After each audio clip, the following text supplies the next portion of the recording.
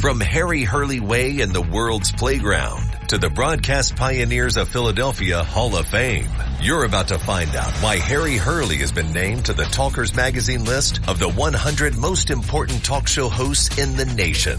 Live from the studios of Town Square Media in Northfield, it's Hurley in the Morning on WPG Talk Radio 95.5. and the WPG Talk Radio app. It is 7 minutes past the hour. I hope you had a great weekend. My, oh my, has it been challenging to try to catalog everything that has happened since Joe Biden's disastrous last Thursday night. It hasn't gotten any better.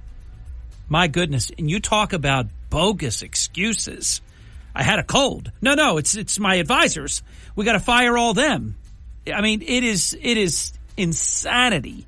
We'll get to all that. I do want to open. I should have already had something posted. I don't know if anybody else is having any problem. I could easily just type the text, but my Facebook account is giving me fits in terms of highlighting people. I want them to know that I have highlighted them. I don't want to just put names and then risk the very people that I want to see this, all of you, and the people that I am naming individually, specifically by name, and a couple of different entities. But anyhow, I'll try to work this out during the next break.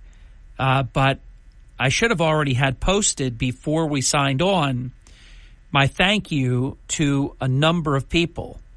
Obviously, and I try not to do pecking order, but if I didn't thank my employer, it wouldn't be possible to have been on the air for 32 full years. Today we begin our 33rd year together. Let me say that in English. And I really did try to post this. I have something written, but as I get through it, it unhighlights everybody. It's I don't know if you've ever had this happen. It's maddening, actually. It's like, oh my God, I got to start all over again. You can't. It's a shame they don't just make this that you could highlight. You have to highlight as you go on this program. We need a second movie, The Social Network with Zuckerberg, and fix that. Fix that, Zuck. It's a mess. I've had it happen only infrequently, and it's really weird when it does. You've got things highlighted. Everything's great. You go and put one more thing, and it has all the names still there, but they're no longer highlighted, which, of course, is defeating the whole point. But let me take this opportunity not to speak about glitches, but to say thank you. There's a couple of equal quotients here. Without an audience, you can't have a show. Without a company putting you on air, you can't have a show.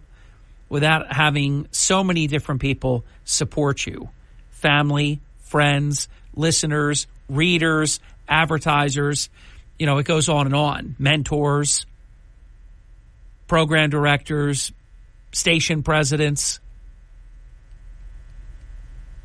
And we're extremely grateful. And it sometimes blows my mind that we have had a career that is measured in multiple decades. Because this is a business that can be very, very cruel. And I don't mean this about my company or any company in particular. It's just the nature of being in media, being in radio. It's just the nature of it.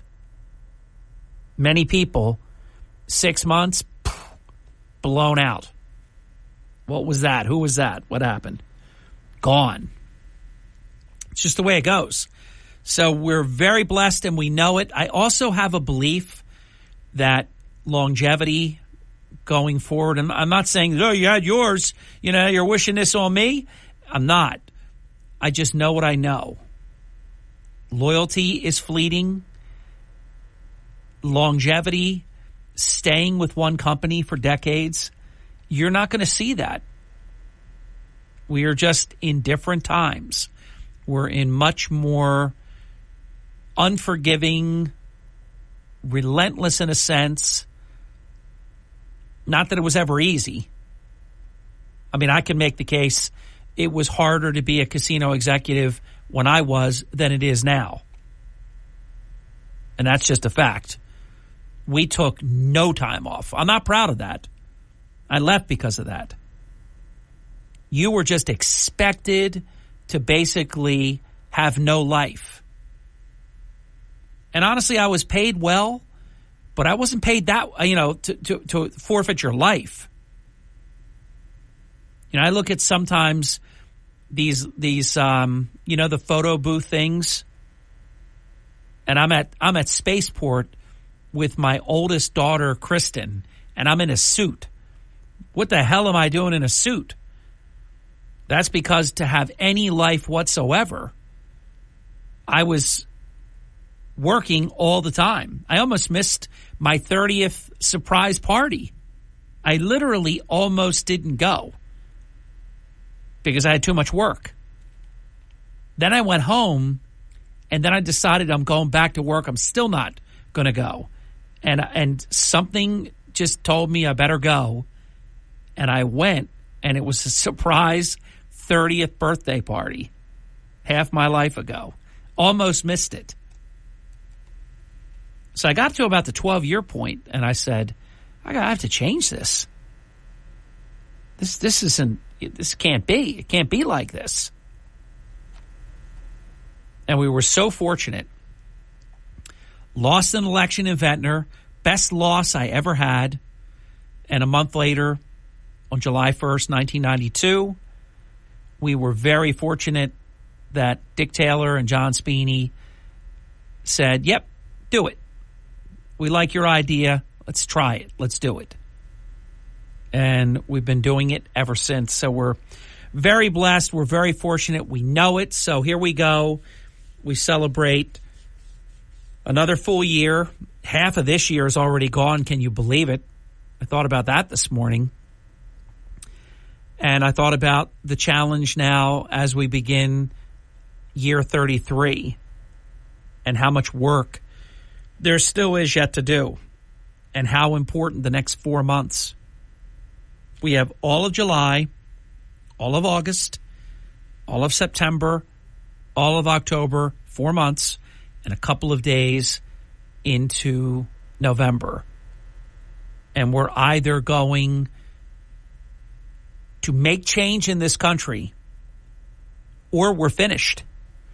I'm not even going to get caught up in, I'm going to cover it, don't get me wrong, but I'm not going to get caught up in, is Joe Biden going to be replaced? I think there's a very good chance, at least 50-50, that he will.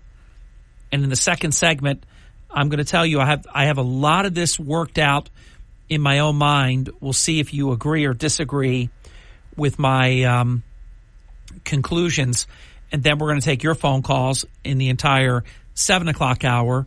Tom Foley is going to join us at 8. We'll talk about how everything with the offshore powerboat racing went. It was a big deal. And Mayor Kane today in the 9 o'clock hour. So we have a lot to fill you in on. The Supreme Court is going to release the President Trump immunity decision. That's huge. Is Jack Smith going to be stopped in his tracks? I was looking at the only two items that he has on Trump right now. And they're really weak. And we'll get to that, I hope. One of them is he's charging Trump under some government contractor statute. It's absolute garbage. And then he's charging him under the KKK Act, which is preposterous. This Jack Smith is going to go down in history as a real horses behind. Reverse 9-0 by the United States Supreme Court in the Governor Bob McDonnell case, and he is embarrassing the heck out of himself with this garbage prosecution. And with the Supreme Court decision relative to the January 6th stuff, 2 of the charges of Trump are gone. The only 2 that are left are absolute crap. And then we'll see what they do with the document stuff. To some extent, I'm going to be absolutely shocked if the Supreme Court, I think the Supreme Court decision is going to be like half and half.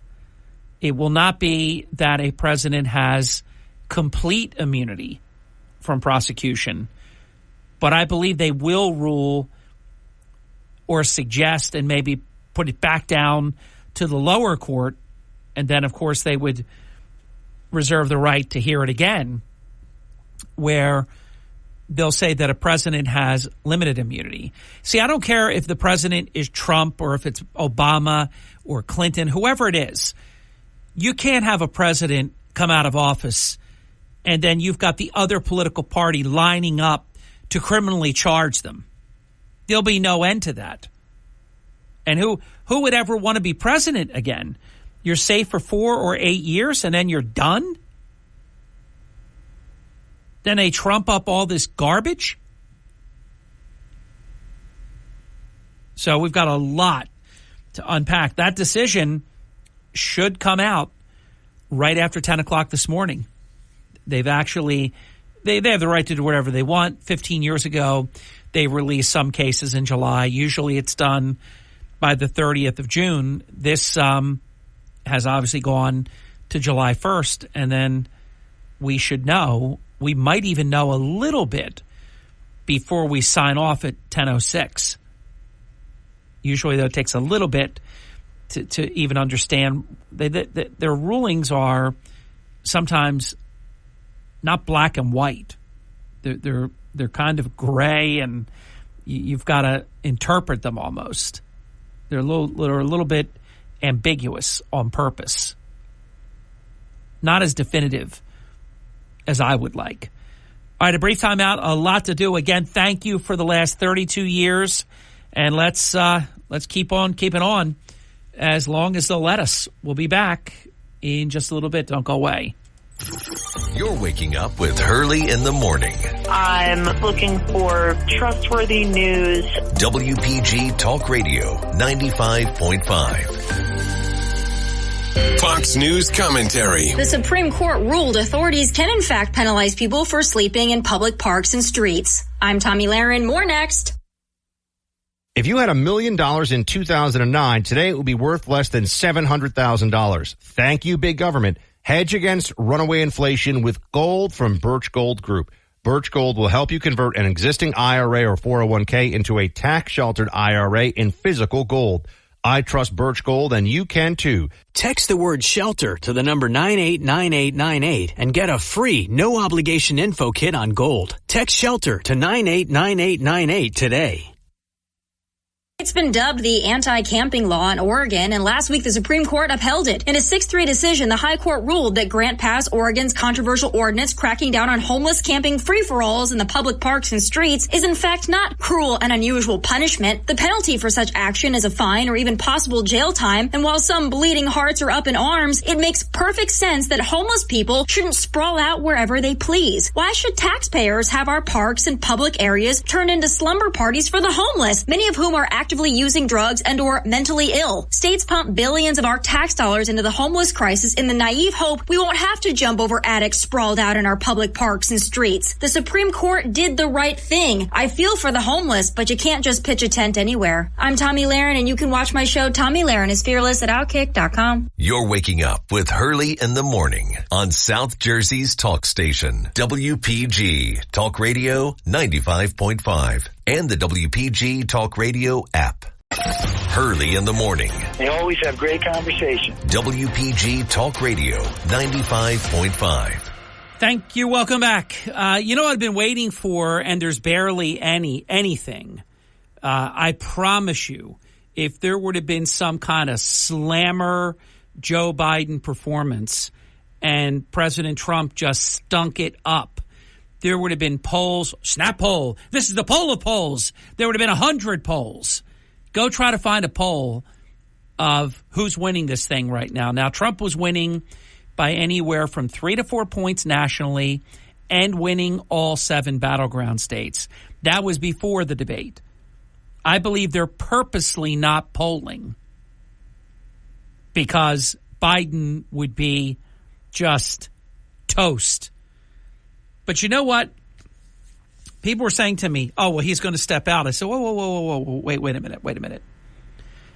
I said, maybe my big benefit is that I have the capacity to be dispassionate. And people, I'm not criticizing anyone, but generally speaking, people get too emotional. They get crazy about all this stuff. Maybe because I've had all these years of training, I don't let it drive me crazy. I don't get too high. I don't get too low. And I think there's a lot of different things that I've done in my career. Every month I have goals. Every quarter I have goals. Every year I have goals. Every 6 months we're measured in this type of thing and that type of thing. So maybe I'm just used to it, of not getting too high, not getting too low. So here's what I say. Maybe Biden will go, but I'm leaning towards no. And a couple of people said to me, well, I can't believe you're saying that. I said, well, okay, before you're just completely, miffed at what I'm saying here, here's why I'm saying it. Know your target.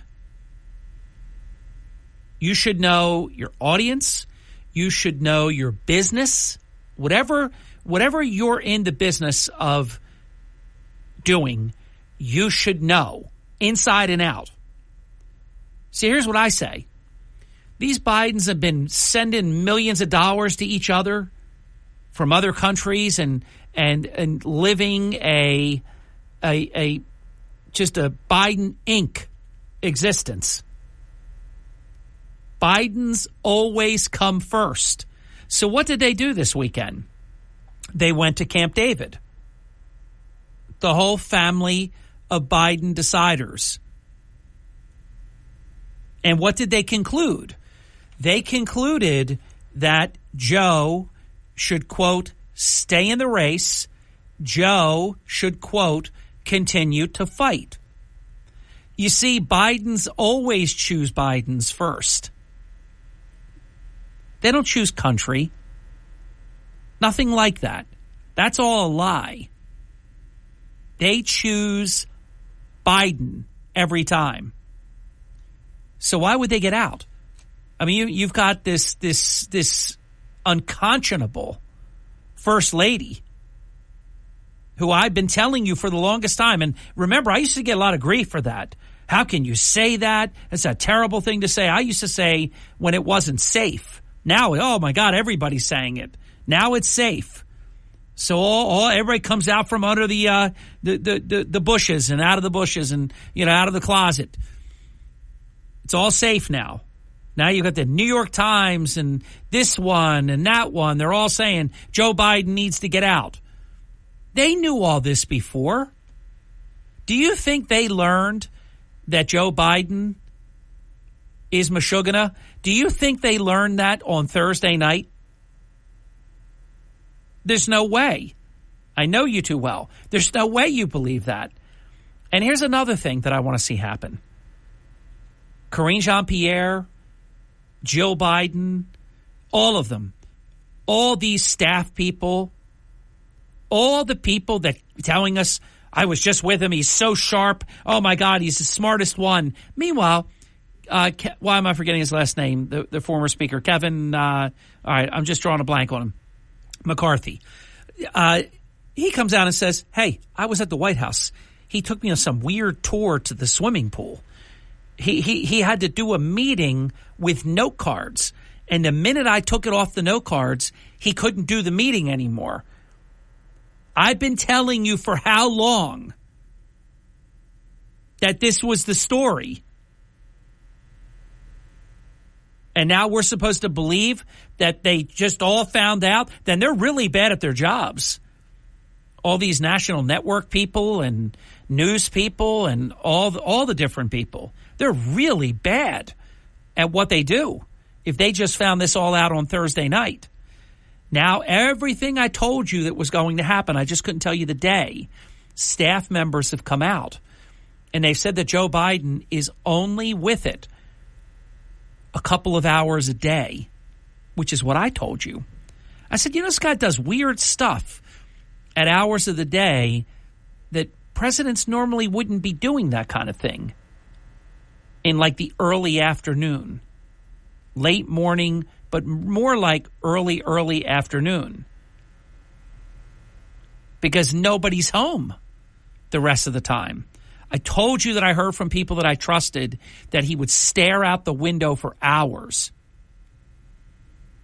The meetings can't even get started because he comes into a room and he's not present. He's not really there. The whole thing, I've told you, has been a con. And I really believe there was a lot of people that didn't believe me, that I was exaggerating. Go back. You can. It's a shame you can only go back 3 months to the podcasts. But if you've been with me, you know what I've been saying for all these years. This is not something that we just started saying. This was so obvious to me from the very beginning. Now they can't deny it anymore. And I want all the enablers who knew better than any of us how bad it was and lied. Oh, he's so sharp. Oh, my God. Like that other Delaware senator, that bum, that bald-headed bum, whatever his freaking name is, I forget. He's got to go. They all have to pay a price for lying for all this time. I told you if he didn't have the note cards or the teleprompter, he was Dunsville. Everybody was so worried about Trump. I said, stop worrying about Trump. I said, Biden, he asked for this. He got the network he wanted, the anchors, moderators that he wanted, the rules that he wanted. He picked the time. He should have never picked 9 o'clock Eastern Standard Time. Then I knew it was gone. That's what you get. That's Joe Biden at 9 o'clock at night without the note cards with his name on them. You understand? Did you ever put your name on note cards? His name is on the note cards because he doesn't remember when he's the president. He thinks Kamala Harris is president. He thinks he's in the Senate sometimes. He thinks he's the vice president sometimes. And I've been saying how dangerous this is. I'm telling you right now, he can stay. I want him to stay.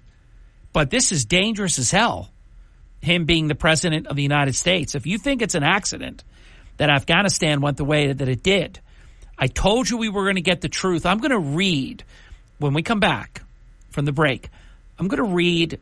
Now, they won't say who they are, but they are current White House staffers.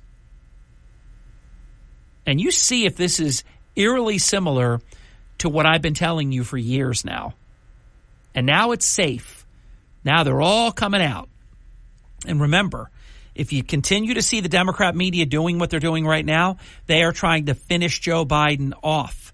They're not trying to save him. If they wanted to save him, they could say, you don't base a presidency off of 90 minutes. Barack Obama had a bad debate. You can have a bad debate. They could try.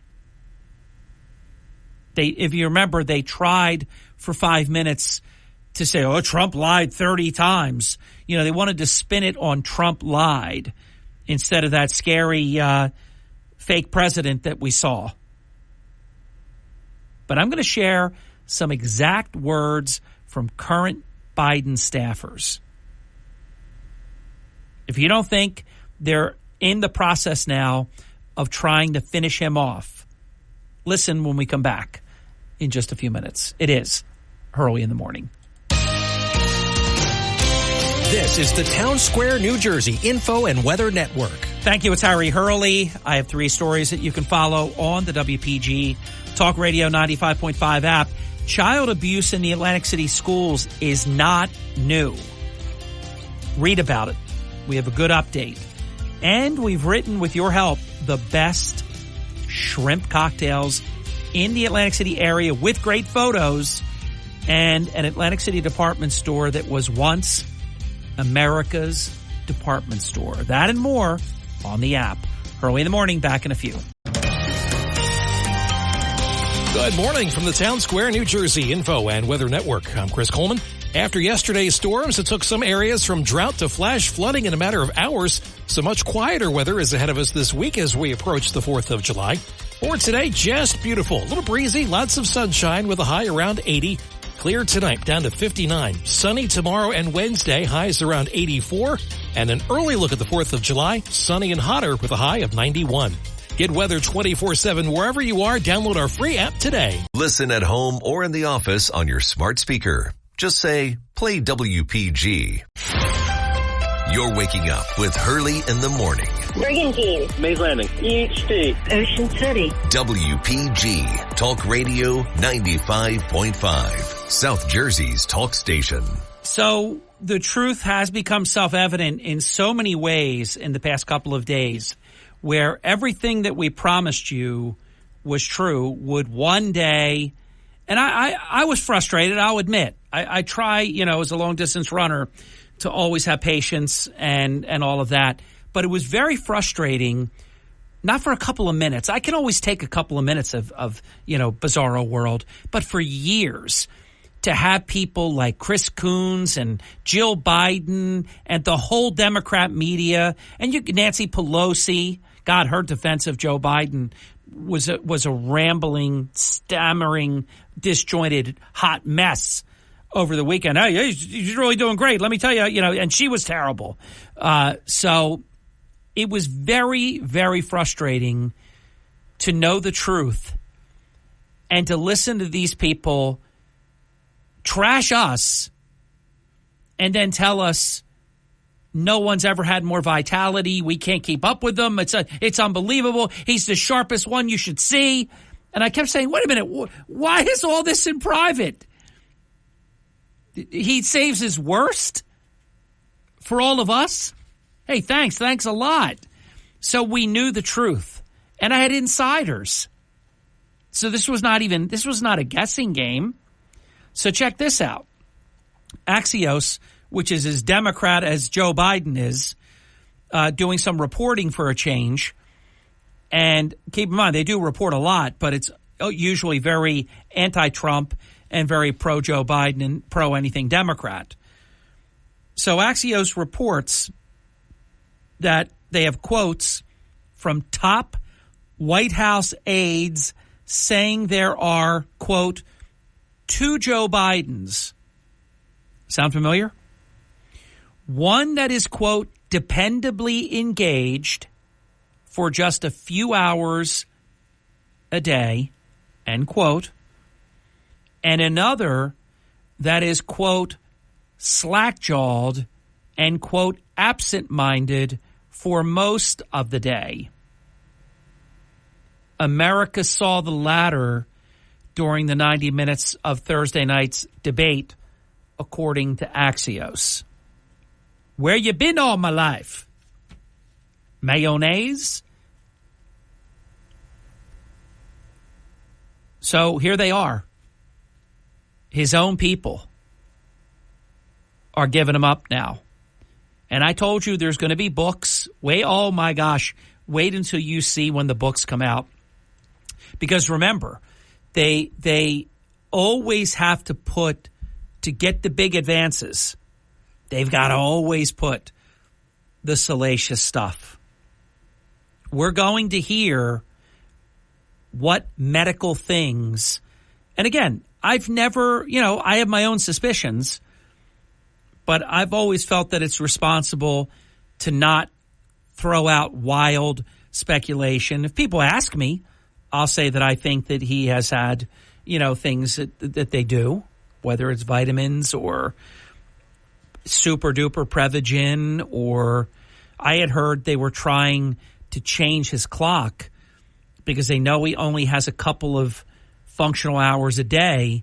So they're like, why would somebody take off almost 10 days and 7 days in a row at Camp David And the answer is, and by the way, is a really light week this week. I mean, you got to be kidding me. I want this guy's job. I want to have what Joe Biden has. Hundreds of days off every year. You do understand that, right? He takes off more than 2/3 of the year. It's incredible. What have I done wrong my entire life since I was a teenager? I've had tough jobs with long hours and very little time off. I'm thinking, what am I doing wrong? I blew it. I'm Sugar Ray Leonard with Angelo Dundee. You're blowing it, kid. You're blowing it, kid. This guy's off all the time. I woke up this morning at 10:02 a.m. to immediately learn that it was going to be a very light week for Joe Biden. And I'm thinking, man, I should have reevaluated some choices here, some life choices. What's going on around here? This guy just was off for a week, 10 days. So my understanding is they were trying to change his clock, which I can tell you, someone that wakes up at an ungodly time, it's very hard. Even when I'm off, I wake up at just a terrible time. If I'm not working, I'll tell you what is a great treat for me. There are days where I'm off and I wake up and then it takes me a moment and I remember, hey, I'm off today. Because I always beat my alarm, so the alarm isn't what typically wakes me. And I go, oh, I'm off today. That's a beautiful. It's like a gift. It's like a paycheck. It's beautiful. Joe Biden, it's rare when he's working. I got to work today? I can't wait to put a lid on this White House again. This guy's put a lid on the White House at 12 noon on Friday for an entire presidency. 12 noon Friday till Monday in the late morning. You got to be kidding me. And people are dying all over the place. And this guy never works. And then we're being lied to by this whole band of enablers that we don't see what we see. I guarantee there's a lot of people who say, I knew something was wrong there. I kept hearing that everything's fine. It's me. No, it was never you. It was never you at all. So we hit another fourth stage of the truth becoming self-evident with, I told you there would be staff members that would come out. And they have. And there will be more. They want them out. And so you're going to see all kinds of leaks. And, of course, the Biden family got together, and they think that firing the aides is the answer. Isn't that funny? That's kind of hilarious. The aides are the ones, the Biden family says, Joe, stay, fight. You should fire all of your advisors. Come on. Look what they have to work with. Could you imagine prepping that man for anything? A test? A speech? Hey, Joe, I'm really sorry you're not going to have the note cards and you're not going to have the teleprompter. So we got to really, they tried to cram as much as they could. And then just try to remember this, Joe, and try to remember that. I'll tell you what they should have done, and they failed. I'm of the belief that stuff from 10, 15, 20, 30, 40 years ago, he would have a shot at being able to retain some of that, what you call the long-term memory, not the short-term. Short-term memory with whatever he's got is Gainesville. Done. But he does remember being senator. He does remember being VP. So, I think I gave you this example on Friday. President Reagan's speech, A Time for Choosing, that's as applicable right now as it was 50 years ago. They should have gone into Biden's deep memories and picked out things that he could say that would be transferable to the year 2024. Honestly, if you gave me a week, I could have prepped Biden to be better than he was. And I know you're laughing and saying, "Oh, well, come on." I mean, he was terrible. But what I'm saying is I would have gone to his speeches.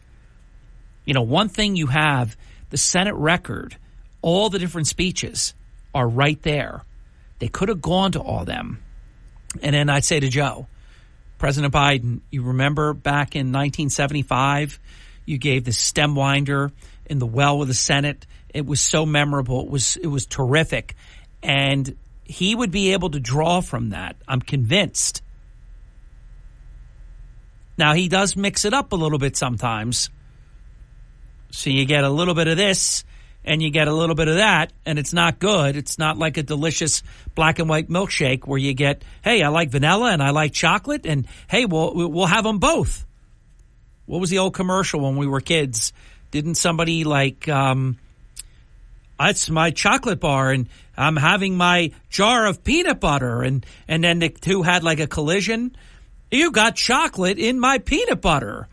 You've got peanut butter in my chocolate.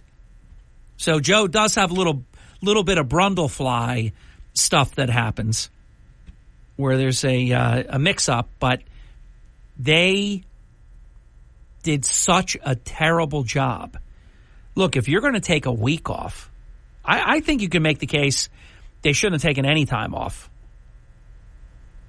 That didn't work. That was as bad as it gets. Remember when they bragged, oh, my God, and I never thought the State of the Union address was that good.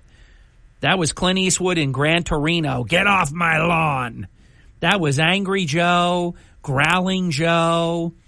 You know, when Mick was telling Rocky, snarl when you do that. Get ugly. I mean, it was terrible. Terrible what Biden was doing in that State of the Union address. But because he stood and he spoke, it was like, wow, he did a great job, and it got overrated. But I kept saying he had the teleprompter. This Thursday night, last week, no cards, no teleprompter. Hence, you get the real Joe Biden, which is really sad and dangerous. Dangerous for our country, dangerous for America. You know, then it begs all the other questions. You know, all the liars who have been the enablers, they have to be dealt with. And also, who's running the show? I can't remember if it was my friend Brad Blakeman. Somebody came up with, you know, it's a bunch of kids wearing lanyards that are running the country. You know, who's running the show? Is it Joe Biden, who you can tell is just intoxicated with power? Back in a moment. Don't go away. Wake up weekday mornings with Hurley in the morning. This is the stuff we need to talk about. WPG Talk Radio 95.5. You're waking up with Hurley in the morning. WPG Talk Radio 95.5.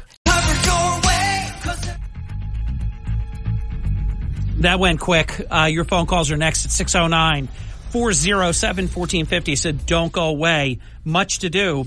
CBS poll, 72% say Biden unfit mentally and cognitively. What a surprise. Who are the lunatic 28%? Who are you? And we should know who you are, because that's scary. Van Jones, he's been telling a lot of truth lately. And he said that, because anytime people said, hey, you better realize if you vote for Joe Biden, Kamala Harris is the president that you're voting for. Well, everybody got trashed for saying that. Van Jones said that's absolutely true. He doesn't see how Joe Biden could be president for 4 years. And also great coverage that said top aides shielded Biden from staff but couldn't hide the debate. From Harry Hurley Way in the world's playground to the broadcast pioneers of Philadelphia Hall of Fame, you're about to find out why Harry Hurley has been named to the Talkers Magazine list of the 100 most important talk show hosts in the nation. Live from the studios of Town Square Media in Northfield, it's Hurley in the Morning on WPG Talk Radio 95.5 and the WPG Talk Radio app. I'll tell you, there was a lot of blood, a lot of editing in that last hour. You should see the cutting room floor. I usually can clean it up. I need a cleaning service. That's how much we did not get to. I really wanted to underscore how all of the Biden liars who kept lying about lying regarding the condition of Joe Biden, that they all have to be called out. They all have to be called out by name. They have to be disinvited. They lied to the American people on purpose. They weren't just mistaken. You know how I am about that. Everybody makes mistakes, and I'm very forgiving about that. These were liars who knew better than we knew and lied to us. They need to be disinvited and, if appropriate, fired for what they did, because Biden never should have been president to begin with. This didn't just start. It's not like, hey, we did really good 4 years ago. He wasn't great then. And obviously the degradation has been just remarkable over the past 4 years. It's real bad, to the point now where senior Biden advisors fessed up to the media because they want to get rid of him now. You're going to see this is going to be a bloodbath, a Democrat on Democrat crime wave. What's going to be going on? You have people like Gavin Newsom that will fake, I will never leave Joe Biden's side. Well, then why did he travel to all those battleground states? Why did he run ads in battleground states? Come on. What a just con man. Talk about con men. There's a con man. I'll never leave Joe Biden's side. Remember when Joe Biden was outside the country and Gavin Newsom was walking, posing for his shot? I forget what that but that outside courtyard where you would see Kennedy and other presidents walk by. He had his jacket off. It's like he was home. Come on, that was B-roll for the campaign. I'll never leave Joe Biden's side. I gotta laugh at these people. They're so dishonest. But I really want to make a point of emphasis of that. All of them, Clyburn, every single one of them, and some of them are still at it now. Hakeem Jeffries, that's another guy that wants to be president. If he can't be speaker, he wants to be president. Maybe speaker, then president. They all have to be called out. You're a liar. We don't have you on anymore. You're a liar. You tried to con us that we had a coherent president. 609-407-1450, an open phone line. Welcome to Hurley in the Morning. You're on the air. Mr. Hurley, good morning. Good morning to you. As far as the Democrats and whomever they bring forward, what's different about the Democrats under any leadership? Nothing.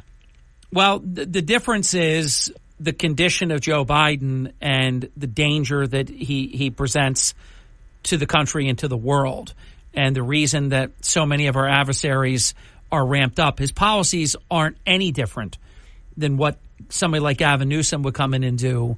Gavin Newsom would be terrible, and he would be wrong about everything. And how this guy could even be in a serious discussion to be a president, with the fact that he's created the cottage industry of the moving business being the top industry in his state, because you can't stay there. You can't live. So he would be worse, believe it or not, but at least he would be present. And some of this stuff that happens when your enemies see weakness, they might not be as quick to pounce on. I think it's pretty apparent now that everything that's been said, Afghanistan, how Joe didn't listen to the generals, even though he lied and said that he did. They came out and said, no, he didn't. Then you had Russia, because I believe Afghanistan. Then you have Iran and China and all the other bad actors that are emboldened. So it isn't so much that the philosophy of governance would change, but Biden has been very, very dangerous for this country, and he's destabilized the world. It's really stunning what he's done. It really has. The only thing they haven't discussed is digging somebody up to take his place. Oh, no, they're on that. Right now it's Gavin Newsom. They would love... No, I'm talking literally dig them up. Oh, I see what you're saying. Some of the historic... I got you. I thought you were being figurative. I got it now. Oh, gosh, that's terrible. Because right now we're dealing with bobbleheads. I don't care who you're talking to. They all do. They have one movement. Well, my favorite move this weekend was Nancy Pelosi coming out to defend Biden, and she was as bad as he was. It's a riot. I know. One other thing, very simple, unrelated. The Bitcoin story about the gentleman losing his combination to get into his account. It's terrible. That never happened. Well, I have heard of an I have heard of a case where it did happen, and I know I saw the guy talking about it, and I've read much about it. Now I know what you're saying. There can always be urban legends, and none of it's true. But in Bitcoin, well, let's put it this way: even if it's never happened to anyone, that can happen. Oh, certainly can, but I mean, what I'm saying is that's why you have to be very careful with that kind of thing, because if you lost your bank account number, I don't remember my ABA, the routing number. I don't remember my account number. Well, your money's still safe. If you lose your access to your Bitcoin, it's over. Definitely. But then to protect it, it's never with one person or being handed to someone. It's always a group of people that have numbers that have no concept of what they are. Well, you have a piece. Your numbers, your portion is your own. I know what you're saying, that because if you, me, and a million other people each had a piece, but your piece is your own puzzle, is your own piece to the puzzle, and your encrypted data on how to get at your Bitcoin, to make trades, to liquidate, to do whatever. If you lose that, you're done. Correct.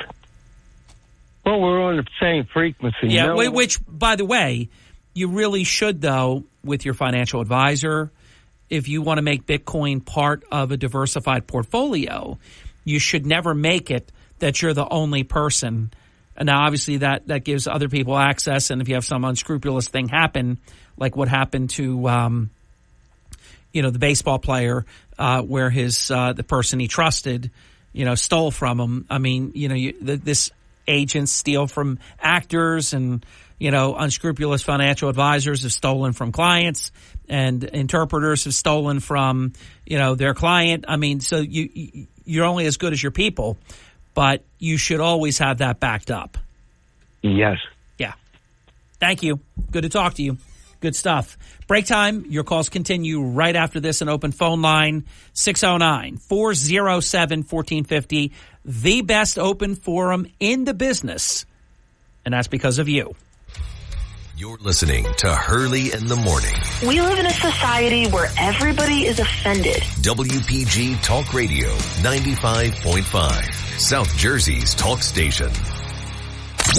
Turn up your radio. Here's the Sean Hannity Morning Minute. Yeah, the Democrats, they were lying to you. And Joe Biden leading the way, he was lying to you. And then followed up by the media mob. They were lying to you. Now, ask yourself, do you think if the country knew that it was true, that this laptop was very real, that the odds were pretty high, that it would have impacted the 2020 election in states where as few as, 10, 12,000 votes made all the difference? Yeah, I think that's a pretty logical conclusion. Did they all put their cinder blocks on the scales to help their favored candidate, Joe Biden, win? Yeah, they did. Who led the lying campaign? Joe Biden. Check out the Sean Hannity radio show later today, right here. Hey, are you ready to give your home a summer makeover without breaking the bank? Well, Blinds.com has you covered with their 4th of July early access sale. Now shop huge discounts on premium, customizable window treatments. Now, you're going to love Blinds.com. I love them. They invented the better way to shop for energy-saving blinds and shutters and motorized options, and it's all online. And Blinds.com always has free professional design experts. They can help make a minor project like updating your window treatments that will have a major impact on your home's decor while keeping things simple, easy, and affordable. Also, you get unlimited window treatments installed for one low cost. And as always, you can rest easy because with Blinds.com, they have their 100% satisfaction guarantee. Shop Blinds.com and their huge 4th of July early access sale right now. Sizzling summer savings up to 50% off site-wide. Get up to 50% off, but only for a limited time when you go to Blinds.com. Rules and restrictions may apply. WPG Talk Radio 95.5. For complete contest rules, visit WPGTalkRadio.com. Starting your day the right way with Hurley in the morning. It's a refreshing drive to work in the morning. WPG Talk Radio 95.5. 19 minutes past the hour. You know, I was thinking about something during the break, and I ran out of time last week to bring this up to you. And give me 30 seconds, and then right back to your calls. I saw a young man. This is very memorable. And if you could do the same thing. If you shop either through like Amazon or Walmart.com, these different things, they will offer you to buy the stuff again. Because if you buy the same stuff every month, they see that. So you get offered, and it's very helpful when you're doing your shopping list, these staples that you love, if it's a certain kind of cereal or whatever. It sees you buy Bounty Select paper towels and Charmin Ultra Soft toilet paper and, you know, Chunky soup and so on and so forth. So this guy, 2 years ago, bought 25 items, and it was like $120 or something like that. He went and recreated the order 2 years later, meaning now, and it was almost 400 and something, either low 400 or 400-ish. So that's where we're at, kids, and that's why Joe Biden can't be president anymore. He's probably pooping his pants, and he's a mess. He's a hot mess.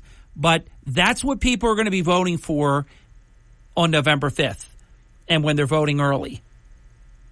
That they can't have this anymore. They don't want this anymore.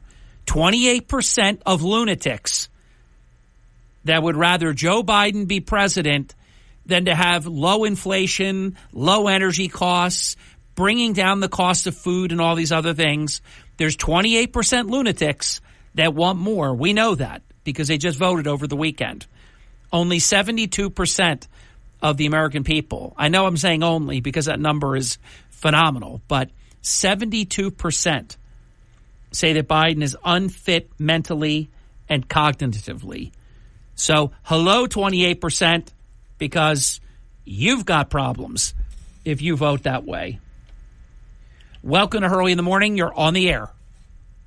Good morning. Morning. I have a couple of things I want to talk to you about. Number one, you know this character named Mooch? Yeah. Scaramucci? Oh, yeah. First thing out, there's 100 lies that Trump said during the debate.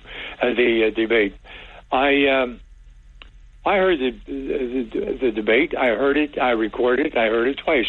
I didn't hear any lies. I heard maybe some generalizations, maybe some inflated figures. Well, let's go back in time.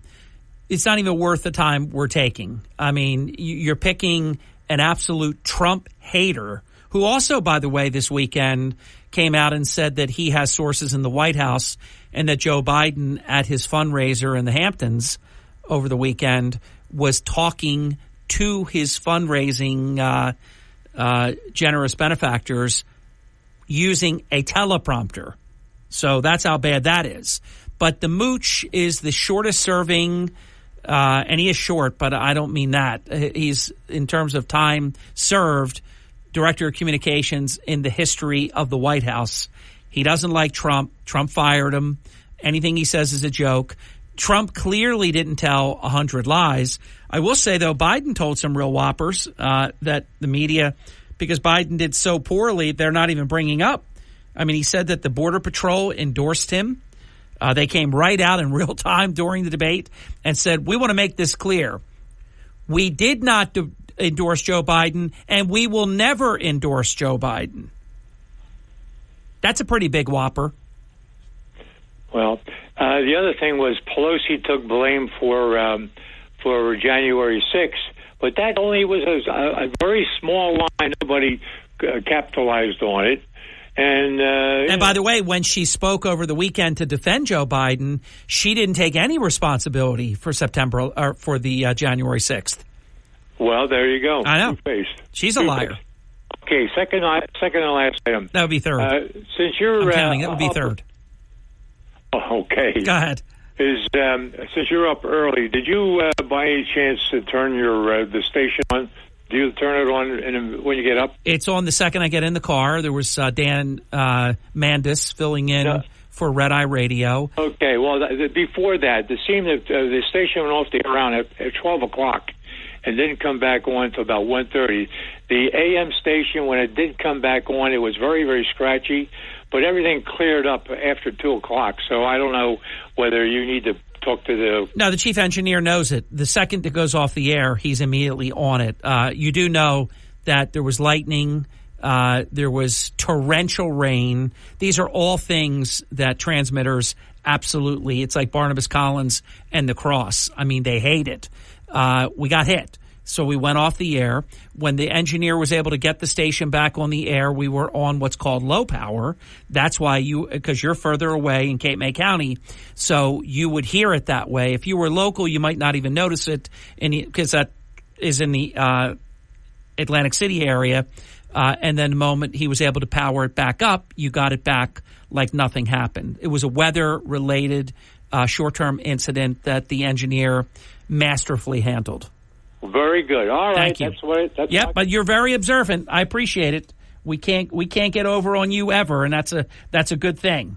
609-407-1450, an open phone line. Welcome to Hurley in the Morning. You're on the air. Yes, good morning, Harry. Tom from the Inlet. Yes. Thanks for taking my call, My Harry. pleasure. Thank you. I just wanted to take a moment, Harry, I'll be brief, to congratulate you for a fabulous 32 years on the radio doing what you do best. And I just wanted to thank you. And also, Harry, I wanted to say how nice it is of what you do and your wife, Margie, and your team, as you call it, put together with charity events to help organizations and people out. It's very nice you do that. Well, Tom, on both points, thank you. And I certainly can't do either without you. You've been with us for the entire length and breadth of this show, and I want to thank you. You're welcome, Harry, and I'm still going to be there, of course. And I thank you for the comment. The first time I heard you in 92, I said, this man is tremendous.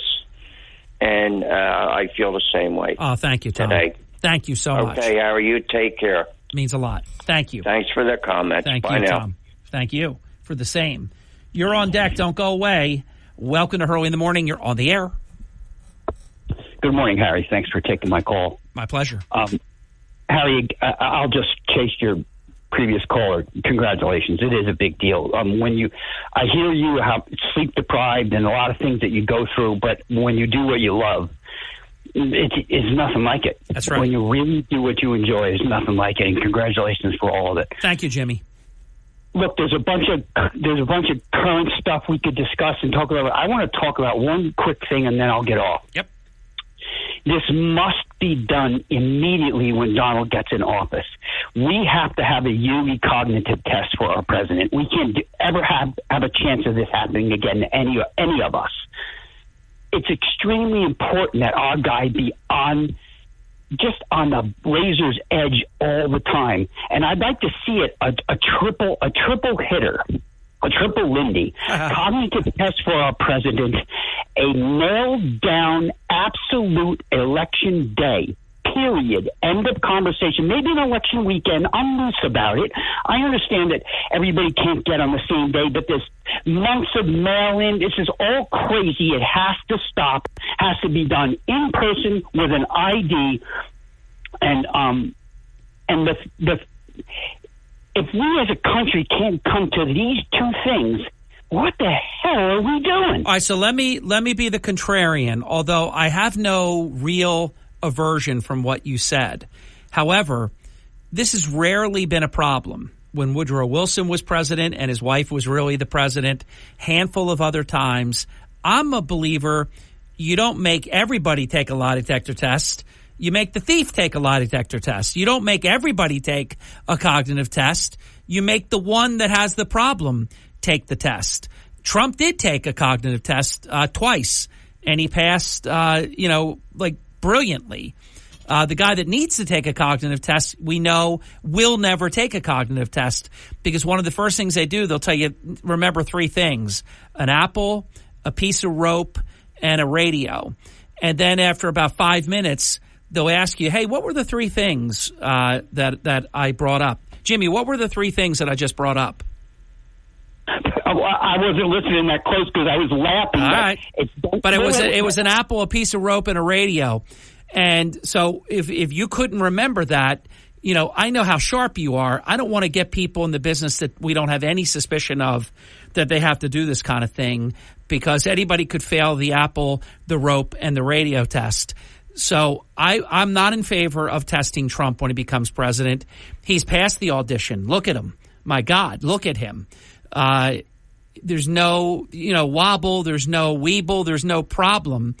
But if we have a suspicion, then it should be evoked. And where that failed us, the president's cabinet, the president's family, and all the other enablers like Clyburn and Hakeem Jeffries and Nancy Pelosi and Chris Coons, and I could go on and on. How many times have you heard that punk, that bald-headed punk, because he's the guy from Delaware, with Biden, sticking up for him and saying, we don't know. We're lying. I know him. I'm with him. He is so sharp you wouldn't believe it. Does anybody feel that way now?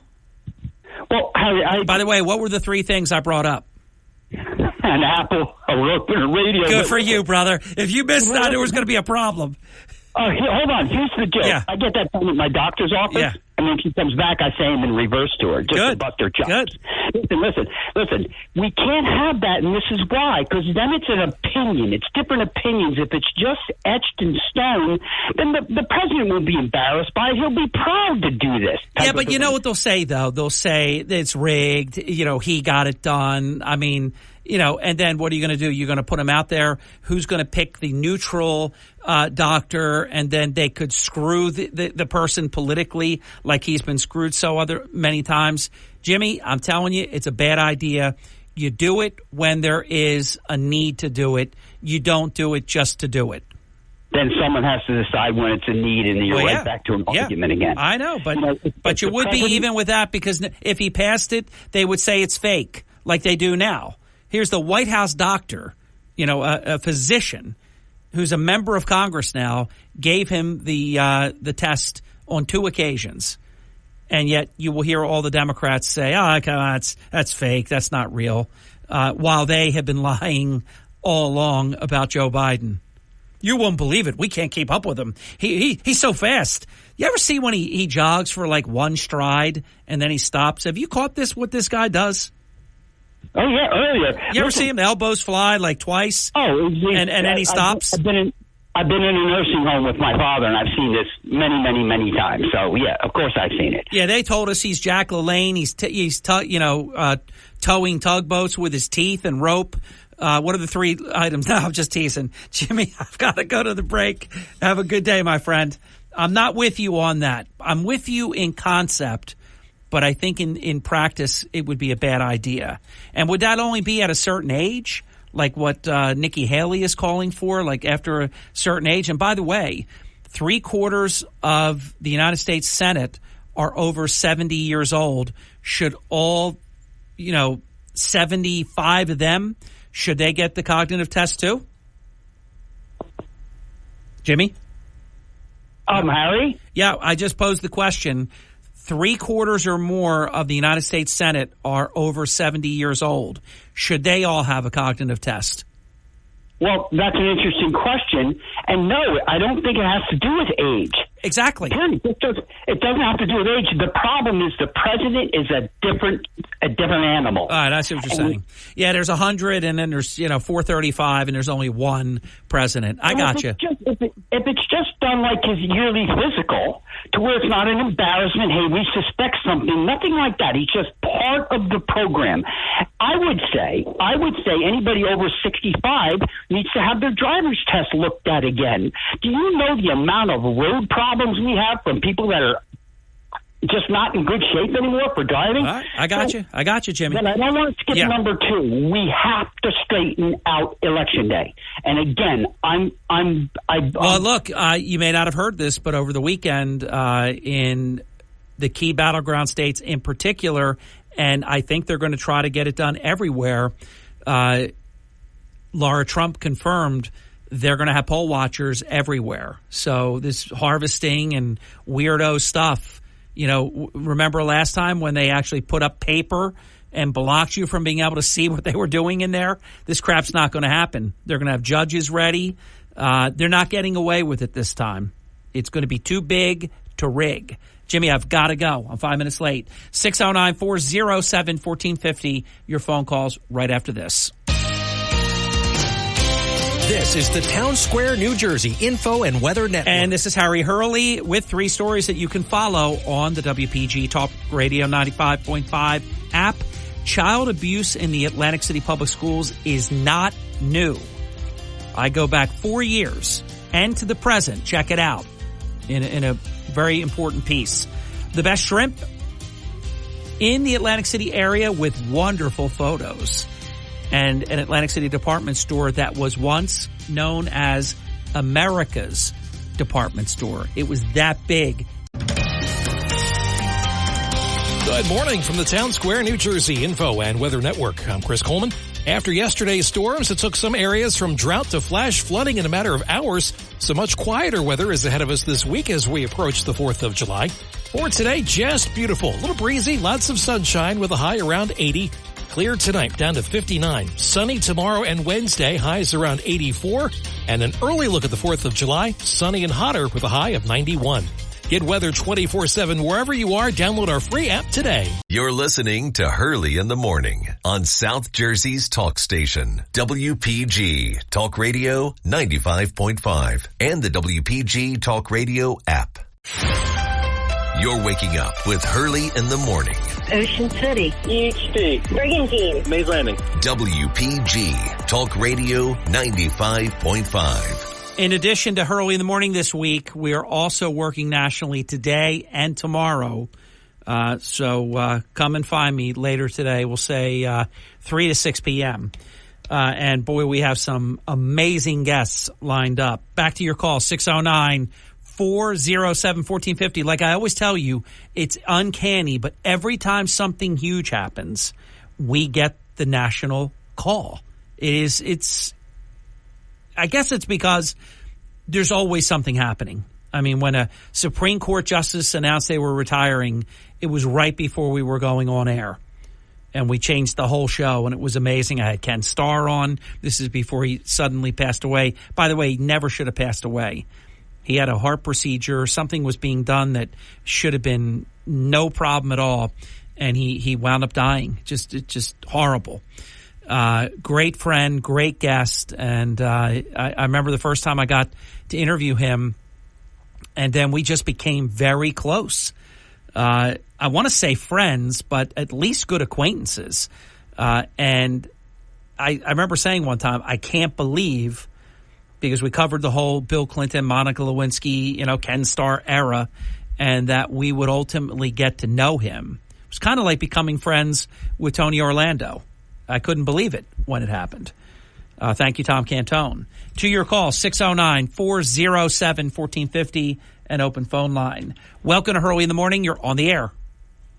Good morning, Harry. It's a great day in the city of Brigantine. And getting better. Yes, it is. Andy, can I quote a friend of mine, though, that said this to me during the break? That we wanted to do bad, but not too bad.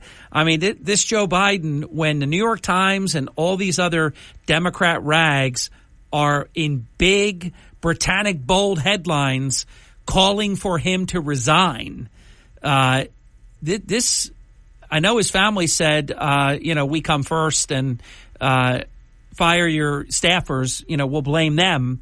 That's actually what they're doing, Andy. They're blaming the people that prepped him. They're blaming his staff, not blaming him. It's terrible. But he might have to go. He might not make it. Well, the expression "don't shoot the messenger," but that's what they're doing. So I want Joe Biden to be the nominee. So, you know what, Harry? I've gone around with this in my mind over the past couple of days. So I'll see what you think when I finish with this. Your initial instinct is this guy can't even stay till the end of his term. We got to do a 25th Amendment on this guy. Right. But then you wind up with Kamala Harris, which in a way would also, I guess, be good in the sense that she's even worse than he is, and she has an even worse chance of winning than he does. Well, Andy, this is what the Democrats wrestled with this weekend. After what Joe Biden did on Thursday night, and he is cratering right now, his support. I mean, that's why they haven't come out with any Biden-Trump polls. I don't think they want to let more time go by to see if this bump will be, something that they can come back from. So there's a lot of dishonesty going on right now. Doesn't seem like anybody's polling, but they were polling every week. Why wouldn't they be polling now? There should have been 15 or 20 polls that should have come out since Thursday night. Anyhow, I digress, but not quite. It's not quite a digression. Here's the crazy thing. The Democrats have been polling. Even after what Joe Biden did on Thursday night, he does better against Trump than any other Democrat. How terrible is the Democrat Party right now? Well, this is a percentage that are just, as scary as the fact that Joe Biden is the president. It's even scarier that we have millions of people who see how he is and him. Here's what I arrived at, Harry. You and I watch this stuff very closely, as do your listeners, but so do these leaders, these bad actors around the world. Just as you and I and your listeners know that this guy never has been running the country, so do they. They see how he is. They know he's not running the country. So I have to ask myself, are we really in greater danger today than we were Thursday night before the debate? Well, Andy, this is a very good point. In other words, our enemies already knew he was this bad. This is why they've been taking advantage. So that's an excellent point. The problem is, though, there could be the next Afghanistan, and then there's Joe Biden countermanding generals and taking out the military first and leaving people there still. And then, of course, leaving the billions of dollars worth of ammo, weaponry, vehicles, planes, helicopters, and everything that he left there. So, yes, it could get worse. But I get your point, though. Your point is excellent. So, along with that, I have always maintained that Joe Biden, his administration, because it's not him, it's the Obama bots, et cetera. Join me with it's the people with the lanyards are running the country. Yeah, yes, and they have been setting the stage for all of these things, which I believe will take place not while Joe Biden's in the White House, but immediately after Donald Trump takes back the White House. And then he will get blamed for everything. There's going to be a terrorist attack. Who knows if there's another war somewhere. I think that all of the parts have been put in place by this administration. I'm going to counter that. I'm going to double down on you. I say Trump gets in there and he ends Russia, Ukraine relatively quickly, and that there doesn't necessarily have to be the things you're mentioning. Although let's face it, Biden has let Trump believes it's 18 to 20 million. It's at least 10 to 15, if not 20 million. And if 1% of them mean us harm, there's a lot of bad, was it Trump that would say a lot of bad hombres, and it would only stand to reason. You've got Osama bin Laden's son. You've got a lot of people that want to, take a piece out of America's rear end. So, yeah, I would have to say there's a relatively good chance that there'll be a terrorist attack of some kind, the water, the electrical grid, blowing something up, or other horrible things within the next 4 years. That wouldn't surprise me. What if it happens, Harry, between the election and the day that Joe Biden leaves office? Well, even worse. Well, let me ask you this. What if it happens before the election? Because I believe our enemies want Biden to continue. What if they gave him something sympathetic that could totally change? There's a lot of ways that could be interpreted by the American people. This guy's got to go. Now we're getting attacked. He's got the world attacked. Now we're getting attacked. Or what America always used to do, no matter what, thick and thin, we stayed together. So I don't rule anything out, Andy. Yeah, it's that old, you don't want to change leaders in the middle of a war type of thing. There you go. But Harry, I have always said from day one that the same people who protected Joe Biden so that he could get in and be the placeholder for 4 years would be the same people who would bring him down. His administration, just like the Obama administration, it was the story, it was the modern day telling of the emperor's new clothes. Well, as you know, and I've got to go to break, Andy, I'm really compressed. 2 Biden senior staffers did go to the media, and they said that Joe Biden is only with it for a couple of hours each day. How scary is that? Yeah.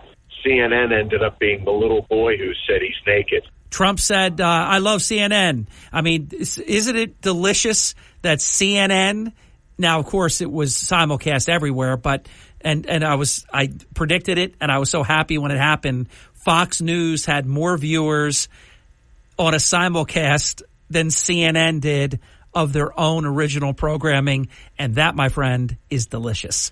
Gotta go. See ya. More calls right after this. Hurley in the morning. Harry Hurley is the only person that can make sense of what's happening in Atlantic City. On WPG Talk Radio 95.5. Enable our skill and tell your smart speaker, play WPG 30. You're listening to Hurley in the morning. Established, reputable. WPG Talk Radio 95.5. Thank you. Welcome back. 55 minutes past the hour. Welcome to the Hurley in the Morning program. You're on the air. Hi there. Good morning, Harry. Morning. Thanks for taking my call. I just want a couple of minutes. I've wanted to make this call, for the past year or two. I'm not too quick on the trigger. Well, thank you. But obviously this election coming up is very important. But I also feel that the vice president's election is equally important. And I look at professional teams like football, basketball, hockey, whatever, and they choose their player. They choose their players for the future. And that's where I'm coming from to make my point. By the way, Joe, I totally agree. Usually it's not important at all, but this time it is extremely important. One, if Biden wins, and if Trump wins, he's one term. I don't think there's that concern about Trump and mental acuity, but I totally agree with you. The VP selection this time is very, very important because whoever Trump picks, that's going to be the lead dog, coming up the next time. So, it's huge. Along with that, President Trump has a lot of good choices ahead of him. Yeah. But the one I'm going to choose or make hasn't even been mentioned that I know of. And this person was a retired Air Force person, carries no negative baggage that I'm aware of, speaks, when I watch her on Fox News, speaks very, very intelligently. And she would work well with Trump. She definitely would, and she was a Democrat. You're talking about Tulsi Gabbard?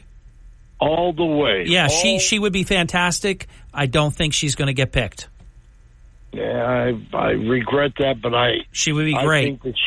I think she would be a great running mate with him. Yep. And a great presidential choice 4 years from now. Yeah, I think it offsets Kamala Harris. He'd have a female. He doesn't have to. Republicans do not play. If you think about it, our vice president that's a heartbeat away with a president that has a mental acuity problem that means his own people are saying he only has a couple of good hours each day, was picked because she's a woman and because she's black. That is horrific. That is horrific to pick anybody because of race or gender. You've got to pick the best people, period. Tulsi Gabbard isn't because she's a female, it's because she's absolutely rock solid, outstanding. That's the way I see it. Gotcha. Thanks, Joe. Call me again. Don't wait 2 years, though, please. And I hope to see you this October 4th at our dinner. See you, Joe. Say hello to everybody at the team. Craig, I promised I would get you in. We only have a minute. Go. Well, happy 4th of July. I just think that Michelle Obama is going to do it. And the reason the holdup is because of the money that the finance campaign has gotten for Biden. So they got to worry about all that money that Biden has in the slush fund there. And then that becomes Kamala's. So how does the Democratic Party get that money back into their own hands? How do they not have a civil war if they pick somebody other than Kamala Harris? I mean, they have so many problems right now. Well, hey, Craig, I don't know about you. Let's just hope I know you owe me breakfast if this happens, but it's worth it, believe me, because Trump will be president for sure. Even though he beats all the rest, I'm not even worried about any of that anymore. I used to be worried about that. He beats Newsom, Michelle Obama, the whole rest of them, Harris. He beats them worse than he beats Biden. Oh, I agree with you, but I'm going to say it again. They want everybody to say, "Oh, please, please, please, Michelle, run, please, we need you so bad." And then she'll come out like the queen. Yeah, I think she doesn't want it. I really don't think she wants it. She's not even backing Biden, and I don't think that's so that she can improve her own standing. To be continued, Craig. Tom Foley. From Harry Hurley Way in the world's playground to the broadcast pioneers of Philadelphia Hall of Fame, you're about to find out why Harry Hurley has been named to the Talkers Magazine list of the 100 most important talk show hosts in the nation. Live from the studios of Town Square Media in Northfield, it's Hurley in the Morning on WPG Talk Radio 95.5 and the WPG Talk Radio app. Thank you so very much. Welcome back. It's about 7 minutes past the hour. We're going to cover a lot this hour with Tom Foley. Now think about this. You've got a man that's been a union president. He's been a state legislator, a county official, city level, multiple responsibilities, battalion chief. Don't get me started. If I start the former Tom, former man. Yeah, it's going to be too much. See you next time, Tom. The hour's over now. But there's so much we're going to talk about. But we're going to open. Tom has something that I'm not sure. It's a Johnny Carson thing. We don't do the show before the show. Tom has something he wants to open with. Then we're going to cover the return of the offshore powerboat racing, because I can't wait for Tom to have an opportunity to share all the good news there. And then I want to get into some of this other stuff, the debate, what Tom, with his political acumen, many, many years as a Democrat, And as I always said, living proof that there are good Democrats. I still feel that way. Getting harder to find, though, Tom. But let me open it up to you first. Go. Harry, first of all, congratulations. 32 years. That is just amazing. It's such an honor to be here for your anniversary. But I remember when one of the times I first came to your studio in Atlantic City, where the Public Safety Building Correct. Is now. California and Atlantic Avenue. And the song that everybody dreaded to hear in the morning was The Eye of the Tiger. You would cringe in your seat and go, oh no, what now? From the editorial pages of Hurley in the Morning. And then you never knew what. I'll tell you what. I kind of miss that guy. He was kind of uncivilized. You know what Mick said to Rocky on Rocky, the Balboa, the Rocky series of films. He said, Rock, the worst thing that ever could happen to a fighter happened to you. You got civilized. Those days, honestly, I don't think you could do. No one will ever be able to do again what we did in those days. That was amazing. I don't think so. It was rough. But I'm telling you, people used to go, oh my God. I know I talked to a lot of politicians. You just hope it's not about you. Yeah, I hope it's not me. But again, congratulations. 32 years. That's an amazing feat for any show, but let alone a talk show. I don't know how you do it, bro. Thank you, Tom. So I want to get into some other stuff, but we'll do that in the second half. Let's talk about what happened last week. Incredible race. Did it go great? Oh, it was fantastic. I'll tell you, the weather was a little rough. Yeah. But and then it didn't rain again after, not once after. But Saturday, we had the South Jersey Boat Racing Association, which is the old speed garvies that we used to have at the Lakes Bay in Pleasantville at the Yacht Club.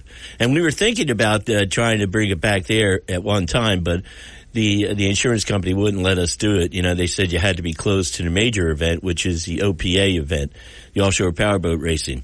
But Harris was terrific. They came up, the State Police and the Coast Guard were tremendous, the Atlantic City PD. I mean, we really had a nice race out there with speed garvies.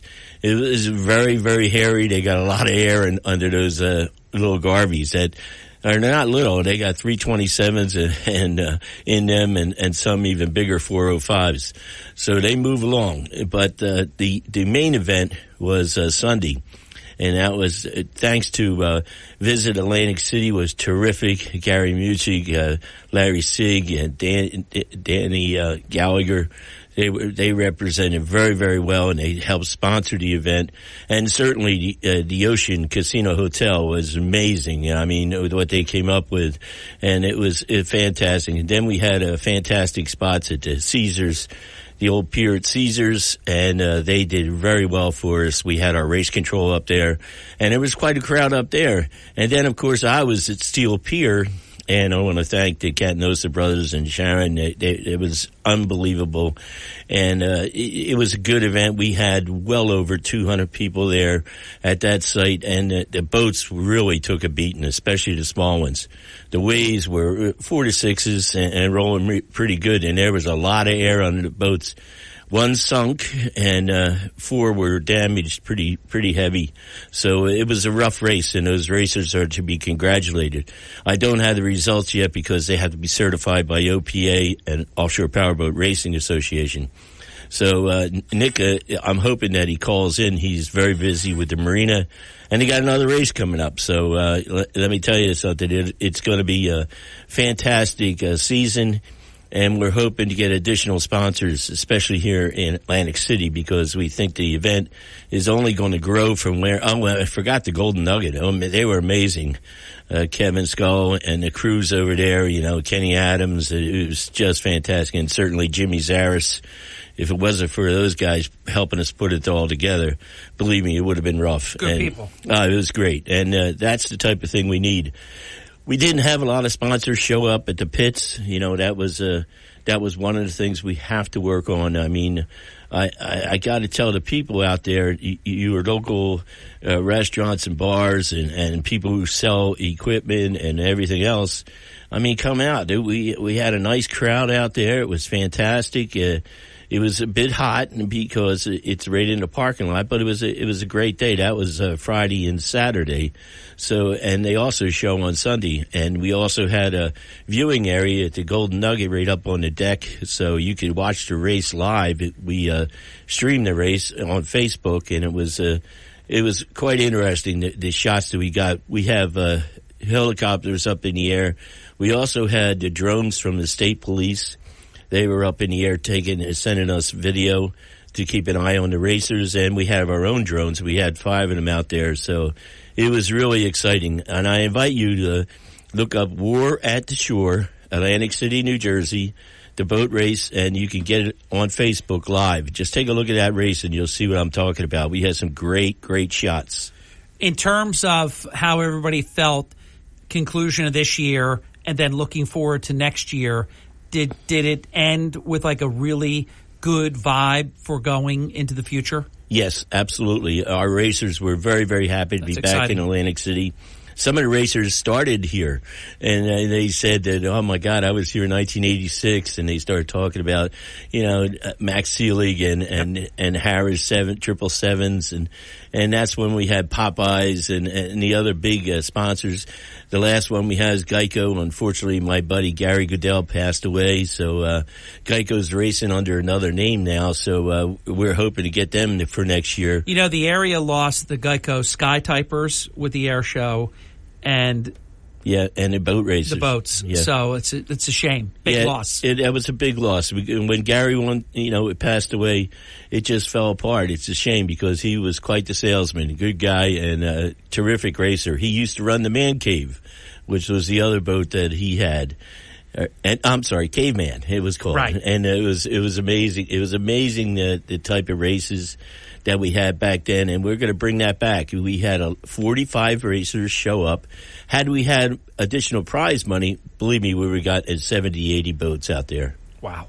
We're going to take a time out. When we come back, breaking news from Tom Foley. Then we're going to shift gears into the debate. And there's got to be, the expression, there's an equal and opposite reaction to anything that happens. You throw a pebble into the water and, water ripples and things. So something has to happen, because it can't be just nothing happens over what happened Thursday night. There's a lot to unpack. We'll continue with Tom Foley right after this. Don't go away. This is the Hurley in the Morning program on WPG Talk Radio 1450. Probably a very wise person will say something like, it's important to stick to the facts. I don't know. I'm just guessing. Hurley in the Morning. They stick to the facts. WPG Talk Radio 95.5. Hurley in the Morning. WPG Talk Radio 95.5. Hurley in the Morning. Not only the news, but perspective too. WPG Talk Radio 95.5. We are back. Tom Foley, yours truly, Hurley in the Morning. Now, this much I know. New Jersey and Atlantic County has a new Republican. What I love about this is a Democrat who now is a Republican. That's even better than, that's like a twofer. It's two things happened here.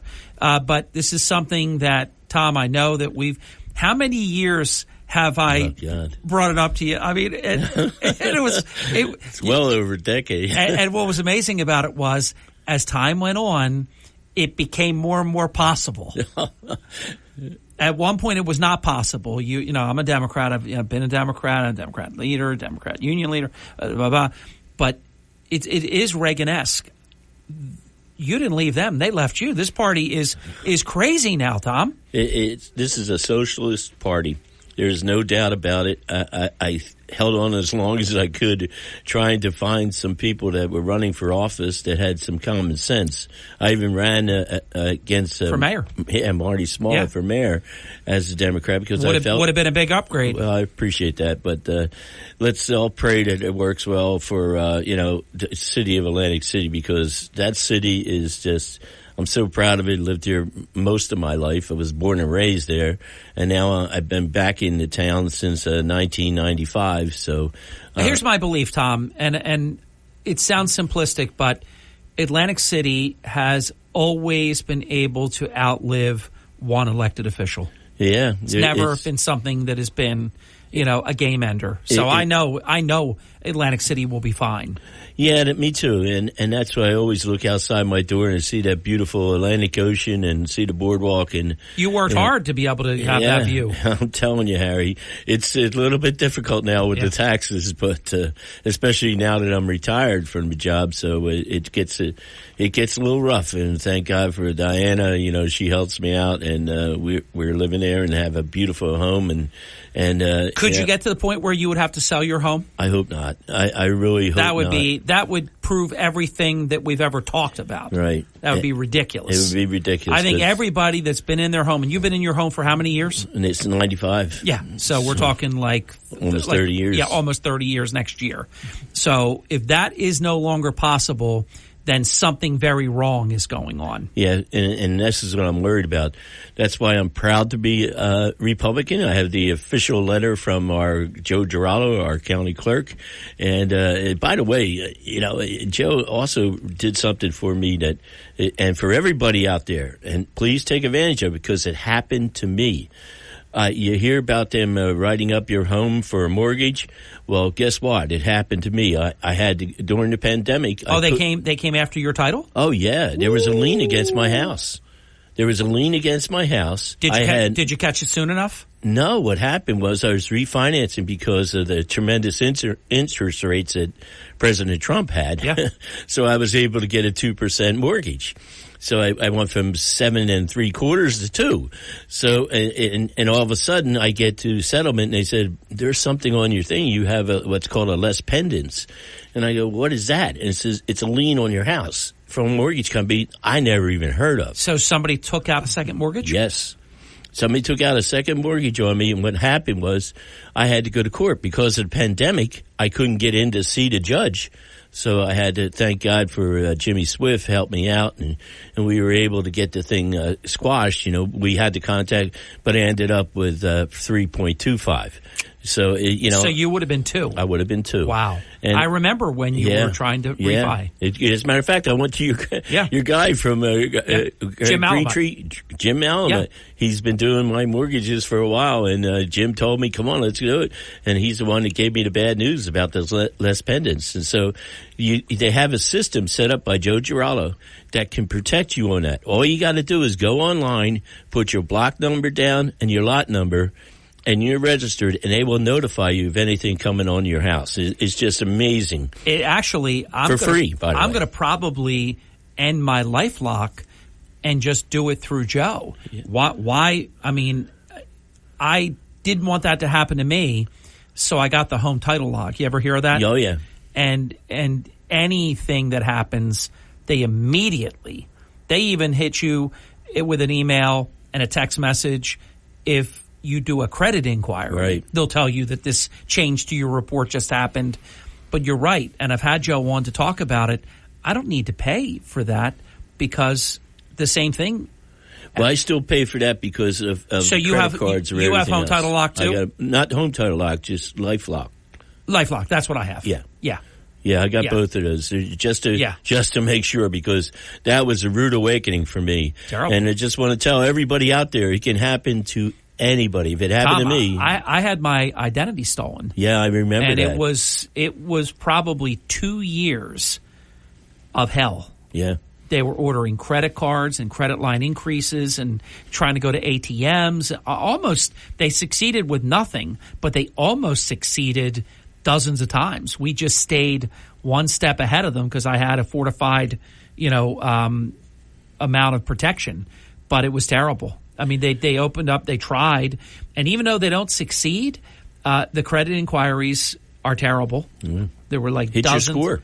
Big time. And this is what, and to do that for the citizens of Atlantic County, I think is tremendous. And I just wish every county would catch on, because I think Joe's way ahead of the grade. Joe is the quintessential Atlantic County clerk, not just Atlantic County clerk. He's the quintessential county clerk. Yeah, there's no doubt. Terrific. And I've always known a lot of good people in the Republican parties. We always got along. We always did things. We discussed them. Did we disagree? Of course. Well, we weren't disagreeable. That's the whole thing. And we worked together to make for sure the betterment of Atlantic County, make sure the betterment of the city of Pleasantville, and make sure the betterment of the state of New Jersey. But notice it doesn't work that way anymore. Not anymore. Harry is so ridiculous. I mean, I see some of my colleagues from years ago in the assembly, and they go, "What happened?" I know you remember, but I want our listeners to draw back in time when Atlantic County, we'll be parochial, we'll say our county, when the national stuff never was allowed to infect the local, the county, even our legislative state races. Never, ever. Then look at it now. It's like they're running on abortion, and they're running on every stupid thing that the national Democrats are doing. One of the worst things, I have to say, because I have a soft spot for him, but he's been terrible. Mike Suleiman's just terrible. And he made an announcement that hopefully he's going to keep it, and it's not just a trick, that he's not running again. Thank God. As of 2026, though. Oh. So that tells me he wants one more. And, like Joe Biden was only going to run for one term, too. I want Joe to stay. I need Joe do, to. too. I wanted to. Yeah, so don't push too hard. The other thing I hear is that Suleiman wants to run for the New Jersey General Assembly, which would be, you laughed. Yeah. It is actually a laughable proposition. Yeah. He would be demolished. Let me tell you something. Claire and Don, I wish Don was back. And believe me, they are doing a fantastic job. Not even to mention the senator. I mean, if I've dealt with so many issues. You know what's going on in Atlantic City with the health care for retired police and fire. And Ronnie's trying to do, DiGiovanni's trying to do a really outstanding job there with no cooperation whatsoever from the city. I mean, it's horrible. Oh, they're terrible. But you know who's going to be great? Jack Citarelli's going to be great for police officers. He's going to fix all that garbage. They should never be put through this kind of thing. Whoever thought it was okay to send out letters saying you owe a year's worth of stuff? Give me a break. Now it's almost a year and a half. Well, it's a year and a half to pay it. Yeah. But it's mostly about a year of stuff. But they will give you 18 months to pay it. They sent this stuff, Tom, to widows. Oh, I know. This is just terrible. Anthony Viccarelli, he just passed away. Yeah. And his widow's getting a bill. That you have 18 months to pay thousands of dollars. It's incredibly It's disgraceful. Because they disgrace. Changed the insurance. Exactly. There was no reason whatsoever. I'm trying to work with Joe Berg from the legislative office, and what we looked at. See, I'm in Chapter 330, so it doesn't affect me because I'm still under the state health benefit system. But the city still pays a portion of that Chapter 330. Yeah. So why not let the retirees stay in Chapter 330? Yeah. The active guys, which it didn't really affect that much, that's fine, But here's another thing. When you're on pension, you got to stay with that. Here's another thing. If they would have kept that in the hands of Gene Siracusa, and even if you want to say, ha, ha, ha, Gene, we're going to take care of our guy, if they kept it in the hands of Curtis Lackland, if you would have kept it local, you would have never had police officers and firemen and stuff like that with a year's worth of bills piling up. Oh, don't worry. You're not getting anything, but don't worry.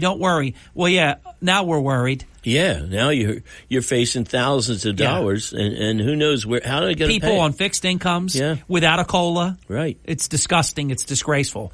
Citarelli's going to fix the COLA issue, and he'll fix that as well. Thankfully, help is on the way. But if they would have kept that, even if they wanted to change, if they say you couldn't stay in the state plan anymore, you had to change, if they would have kept localness, none of this would have happened. I know that. I totally agree. And The problem that we have right now, you know what these companies do. They come in, they lowball on the first couple of years, and then bang, they hit you up. Or change orders. Exactly. And that's what you're looking at right now. And it's unfortunate because we not only get hit on the COLA, we haven't had a COLA in 13 years, Harry. I know. And your brother knows it real well. Yeah. And the other thing is, if you worked a side job, like I always worked a side job for all of my life since I've been like 9 years old. I was clamming at 9 years old out there with Kirk Conover. But good work. I'm going to tell you. Good, honest work. We went through everything. And you know what they did to my Social Security? Cut it in half. Well, that's right, because if you earn. Right. So you have, and then with a lot of the cops, they didn't pay into Social Security. No. So they don't even have that. And eggs are 98% more than they were a couple years ago, and bread is 58% more. And you could go on and on and on and on, and they're earning money from 13 years ago. Yeah. It's disgusting. Harry, I know some, believe it or not, high-ranking police officers. They're elderly. They're in their 80s and 90s, and I don't know how they do it. I mean, because their pension was so small. Exactly. And how much things cost now. Let's take the halftime break. We're going to be right back. If you have more on this, Tom, the time will be yours. And then what I also want to do is get your assessment of the debate from Thursday night, President Biden's part in it, President Trump, and then talk about where you think things stand at the moment. A lot to talk about with Tom Foley when we come back. This is the Town Square, New Jersey Info and Weather Network. 32 minutes past the hour. Harry Hurley with Tom Foley. I have 3 stories that you can follow on our WPG Talk Radio 95.5 app. Check this article out because I go back 4 years ago. Child abuse in the Atlantic City schools is not new. We go back 4 years. We talk about the current situation as well. Check it out. We also have a piece about the best shrimp cocktails in the Atlantic City area. Starving. Great photos as well. And an Atlantic City department store that was once billed. Good morning from the Town Square, New Jersey Info and Weather Network. I'm Chris Coleman.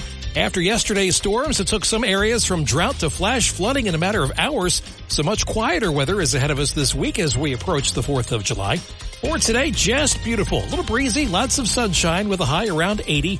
Clear tonight, down to 59. Sunny tomorrow and Wednesday, highs around 84. And an early look at the 4th of July, sunny and hotter with a high of 91. Get weather 24/7 wherever you are. Download our free app today. Starting your day the right way with Hurley in the morning. WPG Talk Radio 95.5 and the WPG Talk Radio app. You're waking up with Hurley in the morning. Egg Harbor Township, Ocean City, Goshen, Cape May. WPG Talk Radio 95.5 and the WPG Talk Radio app. Welcome back. 39 minutes past the hour. Visiting this hour with Tom Foley, our former assemblyman, and you know the rest, battalion chief and Mersey management and Pleasantville councilman, Atlantic County freeholder. What am I leaving out, Tom? Anything? I probably had to have missed something. I was international rep for the firefighters in Washington, D.C. Union president. I was also the speaker when Joe Doria was the speaker. I was his assistant under Joe Doria. So I like my ex-wife used to call me the former man. I love it. So let's draw from some of that experience. Thursday night, I'm sure you were watching. Yes. What was your assessment? That was incredible. I mean, the truth finally came out to everyone to see what Biden is all about, President Biden. And let's give him the respect of the office. Do you think that everybody, for the most part, knew it, but there was a media effort and a Democrat effort to deceive, so they fought a fool's game, and that just confirmed what everybody knew? Or do you think there were tens of millions of Americans that learned it for the first time? Harry, here's the thing that I really believe. The news isn't getting out about him because the news media is covering up for him so unbelievable. They did. I mean, they called anybody that would bring up that he has cognitive issues. They would call you a liar. Right. Yeah. And the thing was, during that State of the Union address, I felt like he was the old man yelling at me because I stepped on his lawn. Absolutely. He was screaming like he couldn't believe. Never said hello to the speaker and never let the speaker introduce him. It's true. I mean, I never saw anything like that. And you didn't see that. But they made that a great triumphant he was performance. Unbelievable. Yeah. But the difference was he had a teleprompter. Yeah. He could still read. He's getting bad at that, but he could still read. So they made that a victory. I knew this was going to be bad. I can't even say he did worse than I thought he would do, because without his note cards he did a fundraiser in Martha's Vineyard over the weekend. He was talking to his contributors by teleprompter. That's absurd to thank but he can't do it other than reading. So when I knew he couldn't have his note cards and that he would not be able to have a teleprompter for the debate, and of course you can't have one for a debate, he was going to be gone. And here's the crazy thing. He asked for that. It is incredible. There didn't even have to be that a was debate. his deal. Trump had to go in there. Two people that called him Hitler. Yeah. Two people that said he's delusional. Yeah. Two people that just said America's nightmare is over. America's nightmare is over. And here's a guy that set the whole thing up, and it all came out. And one of the worst things I saw that night is when his wife, Biden's wife, said, "Oh, Joey, you answered all the questions. You did so great. You answered every question. Unbelievable." And she had to CNN didn't show this, but it's on video. She had to help him down those 3 or so stairs. And he went down like sideways. Like it was, just horrible. I knew when he was going on the plane. I heard Ari Fleischer, who knows a little bit about Air Force One, obviously as a press secretary, has been on it many, many times, hundreds of times. Joe Biden going up the short steps, what he has to do as a result of that, and it's so important that he can't go up the big steps, that they're willing to put him through that. He has to go all the way to the back of the plane and then go all the way to the front of the plane. I did not know that. Yes. I thought there was an elevator. No, he has to walk this, but all that's behind, the scenes. Sure. So now what's happening, Tom, 2 senior staffers have come out, and I knew this was going to happen, and they told the media that Joe Biden has a couple of lucid hours a day, and that's it. And it's during the daytime. Well, that's what's really scary. How are these people? And by the way, I wrote this in my earlier monologue, a little note about it, because I wanted to bring it up to you, Tom. What about all those enablers, including Joe Biden, including Karine Jean-Pierre, and everybody else? Clyburn, Chris Coons from Delaware, all these Biden enablers that have been telling us we're liars. You should see him like we see him. We can't keep up with him. He's got more energy. He's got more ideas. He's sharper than everybody. They lied to everybody. Yeah, it's just incredible. What I see with the president is pretty scary. And what I say to everyone out there, if you may not, it's up to you whether you like President Trump or not. But think about this. We had no wars. Yeah. We had inflation under control. We had people that could buy their first home because the mortgage rates. We had zero cost of living, and gas prices were down. The worst thing you can do is destroy the energy. Energy affects everything. Yeah. And the first day he was in office, Biden, he shut down the pipelines. He did everything, and yet he let Iran and all those other countries. And he gave Putin a pipeline, and he shut us down. It's just incredible. It's like he went about hurting America. His plan was to hurt us. And think about the people that Hunter Biden has taken money from. Yeah. I mean, and Joe. Well, Joe first. That's who he did it. I always see that little act, which I know of because I know politicians and they have their surrogates out there. Well, don't talk to me. Talk to my son or talk to my chief of staff or talk to this one. Because then he has what's called plausible deniability. Bingo. But we still know, though, he can't even help himself. He went golfing with the people. He was on phone calls with them. So he didn't even follow that smart rule. Hey, fire the prosecutor or you don't get $1 billion. Yeah. If that's not... I'm leaving in a couple hours. I'm leaving in a couple hours. You got 2 hours to make a decision. Oh, you want to call Barack? Go ahead and call Barack. Yeah. I'm in charge here. Yeah. I mean, what? Are you kidding me? And the thing is, look at the people that they made money off of. By the way, what was that prosecutor doing? Yeah, he was looking into Hunter Biden being on Burisma. He was investigating. I mean, people, you got to get your act together out there. Don't listen to the media. Read and find out what's going on, because I can't see anyone voting for this guy in November, but there will be, like you just said this morning. There's 28%. 28%. What are they looking at? I mean, are you kidding me? When we come back, we'll get our final break in. When we come back, I want to ask you, I think I know, because there's a rule that they never break. I think I know who will be the nominee. But I want to give you the first crack at it. Do you think that Joe Biden will be the presidential nominee of the Democrat Party? When we come back, Tom Foley continues on the Hurley in the Morning program. Don't go away. Mayor Kane coming up in about 22 minutes. You're waking up with Hurley in the Morning. It's the topics that matter to me. WPG Talk Radio 95.5. You're waking up with Hurley in the Morning. WPG Talk Radio 95.5. Hurley in the Morning. It tends to make me feel a little bit more intelligent. WPG Talk Radio 95.5. 52 minutes past the hour. We're back with Tom Foley. So I have my own working theory, which I will share after yours. Will Joe Biden be the nominee for president? Well, frankly, I hope so. Yes, me too. Because it certainly shows, and I don't know how they can do it.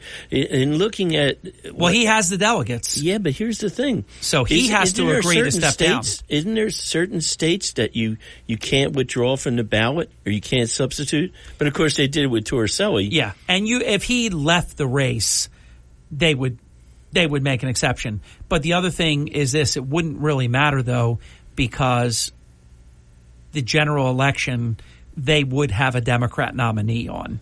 So they would find a way. Just like Ohio, Biden wasn't going to be on the ballot, but they're going to actually give him, they're doing a virtual award of all the delegates. So it really works to his favor. He's going to have them before his convention. Yeah. Because otherwise he would not be on the Ohio ballot. But and honestly, the Republicans in Ohio, they should have, it's happened before, and it's always been you put the person on the ballot. Yeah. That's just wrong that Republicans Look what they tried to do that. to Trump. Right. I'm not for it there, so I can't be for it there. I was not for that. Put him on the ballot. He's going to be the nominee. I don't like tricks like that. Trump's going to win Ohio anyhow. Here's my theory. Biden is going to be on the ballot. Here's why. They met at Camp David over the weekend, the whole Biden family. We already had this plan. Sure you did. Yeah. We're all planning to be at Camp David. And Bidens always choose Bidens. Oh. So their conclusion was fire all of your staffers that prepared you for the debate, and all these people like Ron Klain and all these other people, fire them. They're delusional. They're so narcissistic and self-indulgent and self-absorbed that they don't even see Joe as a problem. They said, Joe, you stay and you fight. Get rid of all these other people. He's not going to do that because he needs them. Well, they all have $1 million homes. They all have an income. Yeah. And all of that came from where? It came from the Biden name. Biden Inc. And so they can't, and here's the other thing. They can't afford to lose the power, at least without swinging, because they're going to get prosecuted. Yeah. They need him in there. He's their insurance protection. As I told you a few minutes ago, Harry, Biden better pray that Trump wins this immunity with the Supreme Court. Because he's going to need it. He's going to need it. So if you look at things dispassionately, everybody's getting all hung up on how he did, which was terrible on Thursday night. He has the delegates. There aren't enough superdelegates to overcome him because he didn't have any competition.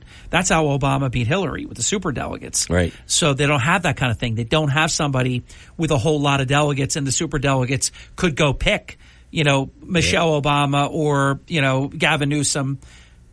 Joe has to agree to step down. He's not going to. And the other thing is, if they eliminate Kamala Harris, there'll Civil be a war. And how do you justify that? How do you go with that? I mean, it's just they're in really bad shape. So do you agree with my conclusion? Joe will be the nominee? Yeah, I think he definitely Which will is be a beautiful the nominee. thing. Because he wants to be the nominee. In his mind, and so does his wife want him to be the nominee. Worse than he does. You see that dress she had on the other day? Vote, 100 times. I mean, come on. I mean, it's just incredibly bad what's going on in our world. I never thought anybody would mess up the world within 3 years. This guy has messed up the world. This would never, ever, ever happen under President Trump because they couldn't understand which way he was going. No. And they never knew, they couldn't predict this is what Trump's going to do because you know what he did? He didn't attack countries. He told the leaders who were thinking about this, I know where you live. Yeah. Here's your, you want me to send a picture of you right now? They did it. And that's exactly what when they he did. Was with the Taliban on the phone. And everybody says, instead of having these wars where all these young men and young women get killed or disfigured, have a war with the two guys that want to start the war. He killed al-Baghdadi. Right. He killed Soleimani. Yep. I mean, and he showed them, look, don't even think about this. Don't even touch Afghanistan because I'm just going to blow you up. And he also said, if one pencil is left in Afghanistan, I want it back. Yeah. And that's the type. And Biden left billions of dollars, plus the people that were left there, the people that helped us. I mean, you read those books, you look at the movies with these Afghani young men that didn't want to be under the control, or the women, my God, how they treat women. And this is what I really don't understand. What the hell is going on with our colleges when you got lesbians and gays and people and women that are voting for the Taliban and voting for Afghanistan, the thrown off of buildings, and Jewish people were attacked, and no one said people were thrown into ovens, babies. I mean, this is what, and they bragged about it. They did a film on it. I wish every one of those students, when they arrest them, and they better arrest them, is stuck in a room and given that film. Well, here's the thing. Alvin Bragg dropped the charges. All those people that did what they did at Columbia, he dropped all the charges. But he sure prosecutes President Trump, though, doesn't he? Without a doubt. It's crazy. We're living in, like you always say, bizarro world. It truly is. Do you see, I see Biden as the nominee. Do you see any possibility that he could be reelected? No. I don't either. And the other night was the end. Yeah, I think that's put the icing on the cake, as they say, or the cherry on top of the This would be Sunday. like when Ruth Bader Ginsburg wouldn't step down, and they want now Sonia Sotomayor to step down, and they'll never do it for them. The Democrats outsmart themselves. Biden is going to stay, and Biden is going to lose. Yeah. And he's going to hurt down ballot, too. Look what they did years ago. A guy from Nevada, I can't think of his name right now. He was a senator, and the filibuster rule was thrown out, and it was majority. It was simple majority. Look what happened. Yeah.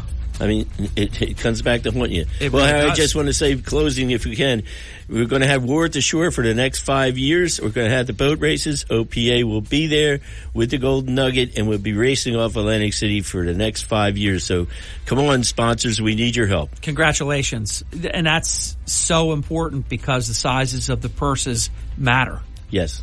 It absolutely does to get the participants in there. Yeah. The big boats. Exactly. Tom, good to be with you. Take care, Harry. You too, my friend. Congratulations. Thank you, sir.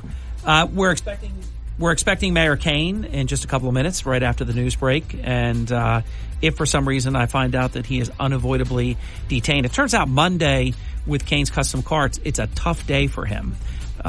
So we'll address that if we need to. But we are expecting Mayor Kane next. From Harry Hurley Way in the world's playground to the broadcast pioneers of Philadelphia Hall of Fame, you're about to find out why Harry Hurley has been named to the Talkers Magazine list of the 100 most important talk show hosts in the nation. Live from the studios of Town Square Media in Northfield, it's Hurley in the Morning on WPG Talk Radio 95.5 and the WPG Talk Radio app. Thank you. Welcome back. It's 6 minutes past the hour, and we're less than an hour away from the Supreme Court decision on President Trump's immunity, or will it be some immunity but not all? A lot of the people that have been following this, it's pretty much my assessment as well. It's inconceivable to me that the Supreme Court would rule that a president has no immunity. That's like the disastrous things we see with police officers. You look at these municipalities and counties and states where they've taken the indemnification away from police officers. I mean, you're just looking to get them killed, where they have to second guess and triple guess everything that they do. So I don't think that this or any Supreme Court would necessarily say that a president has absolute immunity. But I think they're going to rule that there is some immunity when you are within the confines of your job and you make decisions while you're in office. Because how could anybody do the job when the second you leave, you're going to have these scoundrels prosecuting you? So I think Trump, just like he got half a loaf on the January 6th stuff, nobody's talking about it because Biden did so bad last Thursday night. But the decision of the Supreme Court last week, 2 of the Trump charges are gone. And the 2 that are left are stupid as can be. One is if you're a contractor with the government, and the other is the KKK Act. It is just Jack Smith, you just out of control, run wild. So those are going to get thrown out even if he gets some kind of novel convictions, like, say, that the likes of what Alvin Bragg was able to do. But a lot to unpack. I want to get the mayor's take. He's got great political acumen. I want to get his take on a lot of this stuff. Mayor Kane, welcome. Good Monday morning, Mayor. How are you? I'm well. Let's start with last Thursday night. I know you watched. What was your assessment?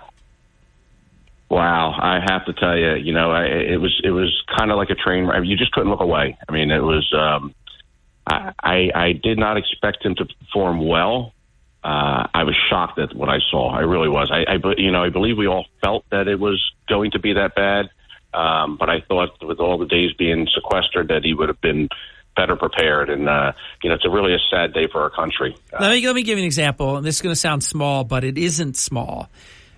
Melania Trump, supermodel, was never put on the cover of any magazine for an entire presidency.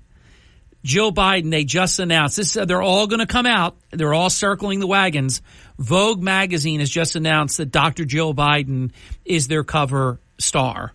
I mean, this is the country we live in. Melania Trump, supermodel. No. Don't put her on fashion magazines. But Michelle Obama, her arms. Remember that stuff? And now Dr. Jill Biden, cover model. Give me a break.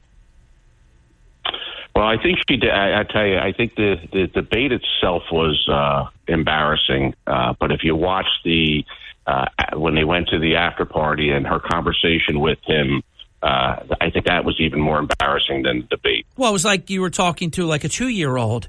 You made a poopy, Joe. You made a poopy. I mean, she was saying, you did so great, Joe. You answered every question. And she helped him down the steps. Oh, my God. She's the problem. Well, you're absolutely right. I mean, obviously his cognitive ability, he probably doesn't even realize that, there may be an option for him, or I really don't think he knows what he's doing on a daily basis. Well, Mayor, you don't even have to guess anymore. 2 senior White House staffers that would not, they said this, so they're trying to take him down. A lot of people are trying to take him down. The Democrat media is trying to take him down right now. Some of them are still trying to pretend, you don't change. 90 minutes doesn't change, the kind of president and all this. But everybody knows what they saw. The 2 staffers said, Mayor, and I'm barely paraphrasing it, he only has a couple of lucid hours a day. That's it. That's what we have going on. I don't think anyone really gets pleasure in viewing and talking about what we saw the other night because, it's a sad day for this country. I mean, the bottom line is he's in charge. I mean, he is got control of the nuclear football. I mean, that's a sad day. And they've had to probably work out things where he really isn't, though. There's got to be so many unconstitutional things that are going on right now. Let me read you these quotes. Axios is the news entity which got these quotes. No friend of Trump. They're quoting 2 top White House aides as saying, quote unquote, there are 2 Joe Biden's. One that is, quote, dependably engaged for just a few hours in a day, and another that is, quote, slack-jawed and absent-minded for most of the day. America saw the latter during the 90 minutes of Thursday night's debate, according to Axios. I mean, Mayor, there you have it. That's his own people doing him in. Yeah, I tell you, I really don't get any pleasure of, seeing it. And, at the end of the day, we still have a country that someone needs to be in control of until this next election. And, our adversaries around the world are seeing this. And, I think that, with China seeing this, that's what really concerns me the most, Mayor. I think, the economy is on the cusp right here, right now. And, at the end of the day, if there is a change, I think there's a possibility that the economy could recover under, the right leadership. But, if China makes a move on Taiwan prior to that election, Taiwan is responsible for, I believe, upwards of 70% of our semiconductor chips. Oh, yeah. Do we remember what it was like when that happened? You want to talk about testing our economy again, economy that can't afford to be tested at this point. That's a scary proposition. You cut off that supply.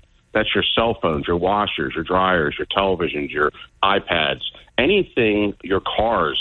I was dealing with a local developer, a big developer, when we were having the chip problem the last time, and he had just finished two major buildings, had them completely rented out, and could not get them to his tenants because they couldn't get the semiconductor chips that ran the HVAC units. Jeez.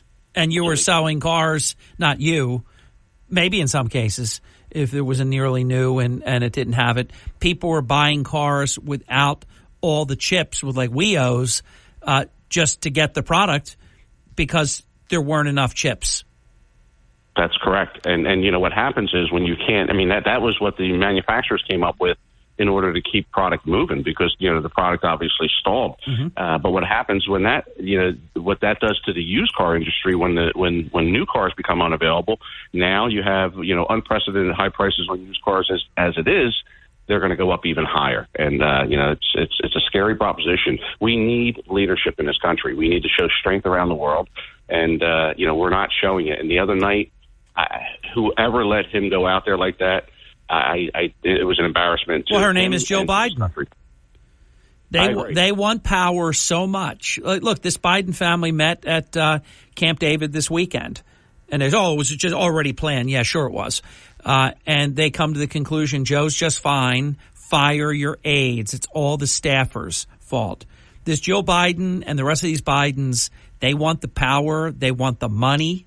And I think they also realize that the long arm of the law would be 4 years sooner if this ends now. It's terrible. I was just reading, Fox News sends me these updates. My phone never stops. And Charlie Rangel, he's now 94. Do you remember Congressman Charlie Rangel? I can't say that. All right. Well, I do, and I covered him a lot. He used to talk about George W. Bush. He talked like this, Mayor. George W. Bush. I think a lot of people remember Rangel with just that poor imitation. So, anyhow, he's 94 now. He just came out with he doesn't know if Biden needs to be in a nursing home rather than the White House. I mean, you have actual Democrats now that are coming out and saying this stuff, and many of them were the same ones that used to defend.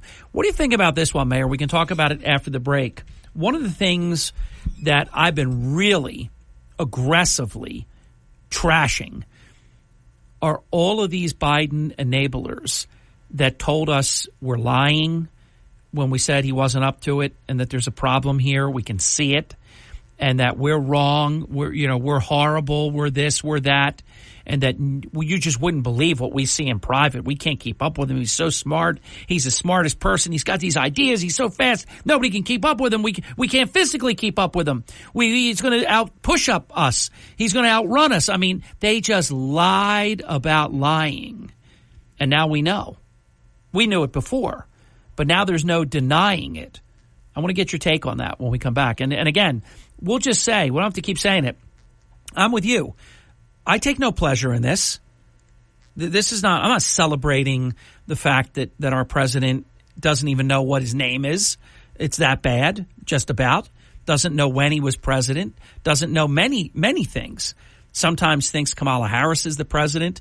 Sometimes he thinks he's a senator. Sometimes he thinks he's vice president. I'm sure maybe a couple hours a day he knows he is the president, but it's bad.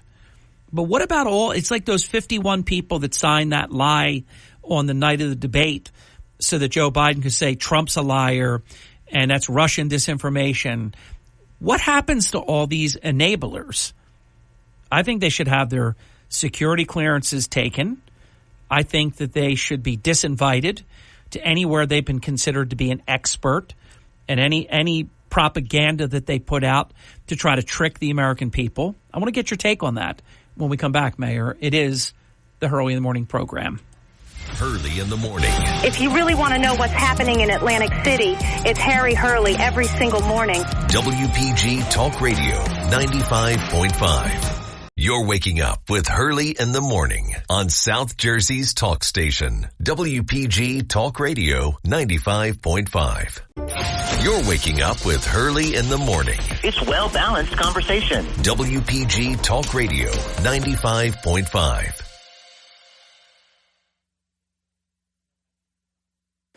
We're back. It's 23 minutes past the hour. It is the Hurley in the Morning program. We're visiting with Mayor Kane. The cliffhanger on the floor was about all of the enablers that lied to America. What happens to them, Mayor? They just keep going. They keep coming on and telling us we're still lying and all that. What happens, Mayor? Well, I thought. So you're saying all this is true. I thought it was all deep fakes. See what I'm saying? That's what they said. I have to tell you, for KJP to stand up there and spew that from that podium, again, she should be fired immediately. I mean, she should not have a job this morning. I mean, that when that was coming out, you know, it's one of those things, and we find ourselves during this administration doing this quite a bit. You just shake your head. You're going, are you kidding me here? I mean, so now the opposition is cutting these videos and somehow getting them out to the mainstream media, and they're promoting it. I mean, it's just ridiculous. I mean, and it's so bad now. Obviously, as you know, they can't ignore any of this, and no one will be held accountable. And that's the sad part about it. But look how the worm has turned. You have the New York Times. You have the Washington Post. You have all these Democrat rags that have lied and defended everything that's been going on and trashing anyone who said that there's a mental acuity issue here and that this is very, very serious. They all spun and deceived. Now they have called for Joe Biden to step down and not run for re-election. What a difference. In other words, are we to believe they didn't know any of this until last Thursday night? I don't believe that for 1 second. I certainly don't believe that. But what happens is now they get a small dose of credibility here because, hey, look, we reported this. But what will happen is, as you know, as soon as the decision is made, and it sounds like the decision has been made, that Biden will stay on the ticket, they'll turn around. They will ignore these issues now at this point. Oh, I get you. They'll pretend they never even called for him not to run. They'll just get full-throated right behind him again. That's exactly what's going to happen. I pray they do that, because then I'm going to be right here, and also when I do my national gigs, I'm going to be able to say, look at these people. They lied for all these years. Then they saw it where they couldn't be denied anymore, and they came out and said he should step down. But when he didn't, they get right back behind. This is really sick, and you're right. I know the sickest thing is I know you're right about the point you just made, and this is how much also they hate Trump. Well, I have to tell you, Mayor, I had an opportunity and I rewatched the debate. And I know that there's some controversy over it. I don't think CNN did a terrible job. I think that, they did keep the flow going. I think they gave opportunities to Biden that he did not capitalize on. But I had a chance to watch it again, and I really enjoyed the split screen on it. By the way, did you see they rescued him a couple of times too? Absolutely. Well, they gave him the cliffhanger at both commercials. Yep. And they did rescue him several times by they ended it. They cut him off and said thank you. You know, with Trump, former President Trump or Mr. Trump, whatever they would call him, you still have 82 seconds. He was done, maybe. You still have 82 seconds. I know Biden had like 50-some seconds, 60-some seconds. And they said, thank you, President Biden. And they let him off when he froze. When he said, I saved Medicare. Like, what did that have to do with anything? He completely froze. He said, no, he didn't even say I saved Medicare. He said, we beat Medicare. We beat Medicare. Like, what does that even mean? Well, I think that was one of the best lines of the night when Trump said, I don't even know what he just said. I don't think he knows what he just said. But when you rewatch the debate, I was caught up the other night when I was watching it. As you instinctively look at the person that's speaking. So when Trump was making his points, I'm looking at Trump. When Biden's trying to make his points, I'm looking at Biden. But I watched it, rewatched it, looking at the opponent when Biden was speaking, looking at Trump, and Trump speaking, looking at Biden. I have to tell you, it is a sad day for this country when you watch that. When they were, you're right. When they were both in the shot, you saw one person totally alive, alert, sharp, and then these looks on Joe Biden's face, these vacuumous, just nobody home. And I have to say this, shame on Joe Biden that she puts him out there like this is disgusting to me. It's disgraceful, and it is elder abuse. Well, listen, those handlers that were at Camp David with him, they, first of all, to think that he was prepared enough to go out, and that's the product you put on the stage. And they knew how bad it was. I would have made it. They would have been much better off, not having him show up. They would have been much better off trying. They should have said he's sick, and we would have been, yeah, right, sure, he's sick. They did that anyhow. Now they say he's going to be there on September 10th. Would you? I mean, that's like, did Michael Spinks go back into the ring with Mike Tyson after what happened to him at Boardwalk Hall? He would have never thought about it. Anyone that watches on September 10th is not watching for any substantive value. They're not looking for answers from leadership. Anybody that watches September 10th right now is just watching another. They just want to see another wreck. That's all they want to see, because there's no way that this man could do anything between now and September that could improve the performance that he put out on Thursday night. Keep in mind, there have been people like this. He's probably, according to an expert that I read even prior to the debate, who said that he's in like stage 4. When you're in stage 5 and 6, you need care. You need to be in like a nursing facility, or if you have millions of dollars, you could have home care, in your home. You think about this, September 10th, you've got all of July, all of August, and 10 days into September. He's going to be worse then than he was last Thursday night. Well, that's just it. I mean, I don't know what debate rules they're going to put forth for this debate, because they obviously are going to have to change them. Well, they can't change them. They agreed to them. Trump agreed to everything they wanted. The debate rules are set. Yeah. Well, I can't imagine that debate's going to take place. It's just there's no sense to it. This guy cannot speak on policy, and it's obvious that he's not running the country. And at the end of the day, our adversaries see it, and we really got to keep our eye on China and what's going to happen with Taiwan right now. Well, we now know, Mayor, how Afghanistan went the way it did. Our generals were overruled by him. He lied to the American people and said that he did what the generals wanted. They came out and said, no, that's not what we wanted. Russia, Ukraine is because of him. Iran, they're like evidently weeks or so, months at the most, away from having a nuclear capability. You've got Kim Jong-un as being provocative. You have, as you're mentioning, China at several different levels. Very, very much on the move right now. And this is all because they see and they prey upon the weakness. Oh, beyond a shadow of a doubt. Beyond a shadow of a doubt. I mean, we have major issues in this country right now. We're a resilient country, and the bottom line is, it's not too late for us to change the course of this. We hope it's not too late. And he is certainly not the answer. But again, I listened earlier when you and Tom were speaking. You can't swap him out at this point. The challenges across the battleground states, whether or not he can be on the ballot. Well, here's the thing. We'll talk about it after the break, Mayor. Only he can agree to be swapped out. The Democrats have their rules. He's got the votes, the delegates. He's got them. They don't have enough superdelegates to do anything about it.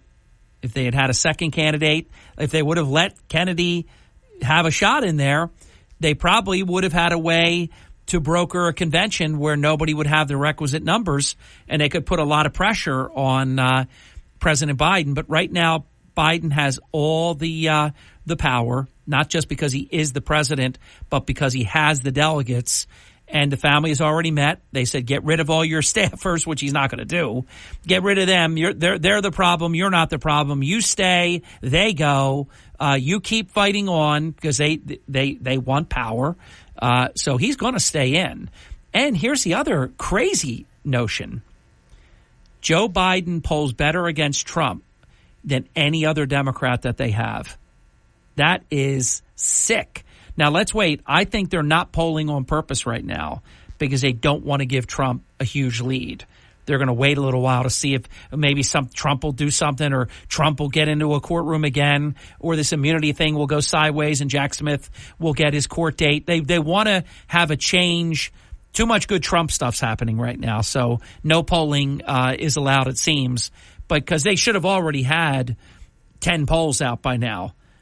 And his 3 or 4 point national lead in the polls would probably be 10, and his battleground poll leads would be astronomical. So that's my take on it. We'll get yours, Mayor, when we come back. Biden has the delegates. They can't squeeze him out. That's why they're leaking to the media that he's only, alert for a couple hours a day. They're trying to retire him because he's telling them, I'm not going anywhere, or at least his people are saying that. We'll get your take on that when we come back. Don't go away. 34 minutes past the hour. And also, maybe, just maybe, at 10 o'clock, if the immunity decision regarding President Trump, if that comes out right away, maybe we have a few minutes. A lot of times it's taken past 6 minutes past the hour. But if we have that, we'll share that with you, Mayor Kane and I, before we go. And Brian Kilmeade will take it from here. If we don't get to say anything about it, because it just isn't quite there yet, it comes a little bit later in the hour or later in the day, Brian Kilmeade will have it. Either way, you'll get it right here on WPG Talk Radio, 95.5. That's a big deal. If he gets even limited immunity, that will kick that down to the lower court. They will then have to sort through it. And I don't know that they can get all that done, race to get that done, so that Jack Smith can race into a courtroom so they can have a trial right before the election day. I don't know, how that will go over if they try to pull something like that off. So this could be a very big deal coming up in just 25 minutes or so. You're waking up with Hurley in the morning. I listen every morning. WPG Talk Radio 95.5. Hurley in the morning. WPG Talk Radio 95.5. And the WPG Talk Radio app. You're listening to Hurley in the morning. Egg Harbor Township. I'm from Margate. Listen at home or in the office on your smart speaker. Just say, play WPG. Brigantine. Cape May. Galloway. Hurley in the morning on South Jersey's talk station. WPG Talk Radio 95.5. Thank you and welcome back. It's 41 minutes past the hour. Now, Mayor, I need the floor for just a minute, but you get the time as soon as I finish this quick comment. I posted something very, very Hurley this morning. I guess it was about 3 or 4 hours ago, and it was basically just a thank you, because today we begin our 33rd year in talk radio. And it's amazing at the same station that we started 33 years ago. So we finished 32 complete years. We're starting our 33rd year. So I thanked everybody, Town Square Media, our whole team and all that. Also, Holland Cook. And Holland Cook was in my life. He's been in my life ever since. He is one of the finest talk radio consultants in America. And I was very, very fortunate long ago, like maybe 20-some years ago, our station put out the money to bring Holland Cook in. This guy's world class, when I tell you world class, and just prince of a guy. Lives in a beautiful area called Block Island, loves it, and he's just a beautiful friend. I mean, it started professional, and it turned into a very, very deep friendship. And he was so kind to me. I was early in my career, and he wrote things like Harry is the jewel in the crown. And, I mean, just you couldn't even ask for someone to just go to bat for you anymore. And he's been so helpful during my career. And so I posted this comment, and I mentioned, he's part of the people that I mentioned in it. And he wrote a comment. It has 3 applause hands, and it has, "You're a boulder among rocks." I never heard that expression before. I'll never forget it now. And it's exclamation point. Such a good man. Mayor, I forgot to mention to you, year 33 starts today, brother. Congratulations on 32 years. I had it in my notes, and as you know, that's how I was going to lead off the show. But this always takes a direction of its own, and but I would have been remiss if I didn't congratulate you on 32 years. Thank you, Mr. Mayor. So let me turn it back to you. Biden has all the power. He has the delegates. He has the money. He has the control. He does not have to release his delegates. His delegates are bound. They have to vote for him. He won them. In fairness, tens and tens and tens of millions of people voted. So he deserves, I mean, I'm not trying to be like slick here or anything. He deserves the right to decide if he wants to step out or he wants to stay in. I know he's going to stay because a Biden always chooses a Biden. We have 50-plus years of that. So what is your take on that? They can't squeeze him out, Mayor, is what I'm trying to say. They can't touch him. Yeah, well, when you stack it up the way you just did, I mean, when you talk about the delegates and you talk about the money, I mean, let's talk about the money. Yeah. I mean, you need that. If there was any possibility that he made the decision that he was going to allow himself to come off the ticket, how much money do you need between now and Election Day to get name recognition for an individual that's going to run for president? I'll give you a number. You would need $1 billion. Well, I mean, that's and I don't even know if you could. That's such a and Joe Biden's raising like $30 million a month. You're not going to get there. No, exactly. No, it's a scary proposition. I have to tell you, I don't know if you saw the report this morning. I know you're keyed into the news. Gretchen Whitmer coming out and saying that her state is no longer in play. Correct. She said that, it's not winnable. Correct. This is why that's a major issue. I mean, it's a huge issue. I mean, he is losing in all 7 battleground states. I mean, the pressure that's going to be brought to bear. This is why, if anybody thinks that this was an accident, that 2 senior staffers came out and said to Axios for that to be released to the country and to the world, that Biden only has a couple of lucid hours a day, they're trying to destroy him. This is how vicious they are. I mean, that's rotten stuff, but we know, you and I both know, how dirty politics can be. Now, I just want to throw this out there. Do you think there's any possibility they're waiting somewhat for this ruling coming out at 10 o'clock? No, because Trump will win even if it goes totally against him, which it's not going to. By Neil Gorsuch saying we are making a decision for the ages. This is for future presidents as well. So they're not going to do nothing. They're not going to also give unlimited immunity. They're going to give some, and I think they're going to refer it back to the lower court, and then they'll take it from there. And if Jack Smith can cobble a case, he's going to try to race President Trump into a courtroom. It's all they've got. I mean, Biden is incoherent at this point. And by the way, if they have that September 10th, I have to believe that they're going to have to come up with a way to say he really wants to do it, but they're going to have to find a way to not do it. He can't go out there again at 9 o'clock at night. He's not well. Yeah, and again, Mayor, I take no pride in even regurgitating this on the radio because, we are talking about the office of president. We're talking about the sovereignty of this country. We're talking about, the Americans that are hurting so much on a daily basis, and there's clearly no leadership. At the helm. But on the flip side of that compassion is that our enemies see this weakness. And by the way, I don't know if you caught the news overnight. The right wing, if you will, because they love calling them that, sometimes even say the far right wing, that's Marine Le Pen in France. They just cleaned Macron's clock. Macron, if he even can stay for the last 3 years of his presidency, he's going to have the equivalent of a Republican government legislature. So all around the world, conservatism, republicanism is winning right now. Well, I think we're moving back to center, and I've had how many conversations have you had about this in 32 years?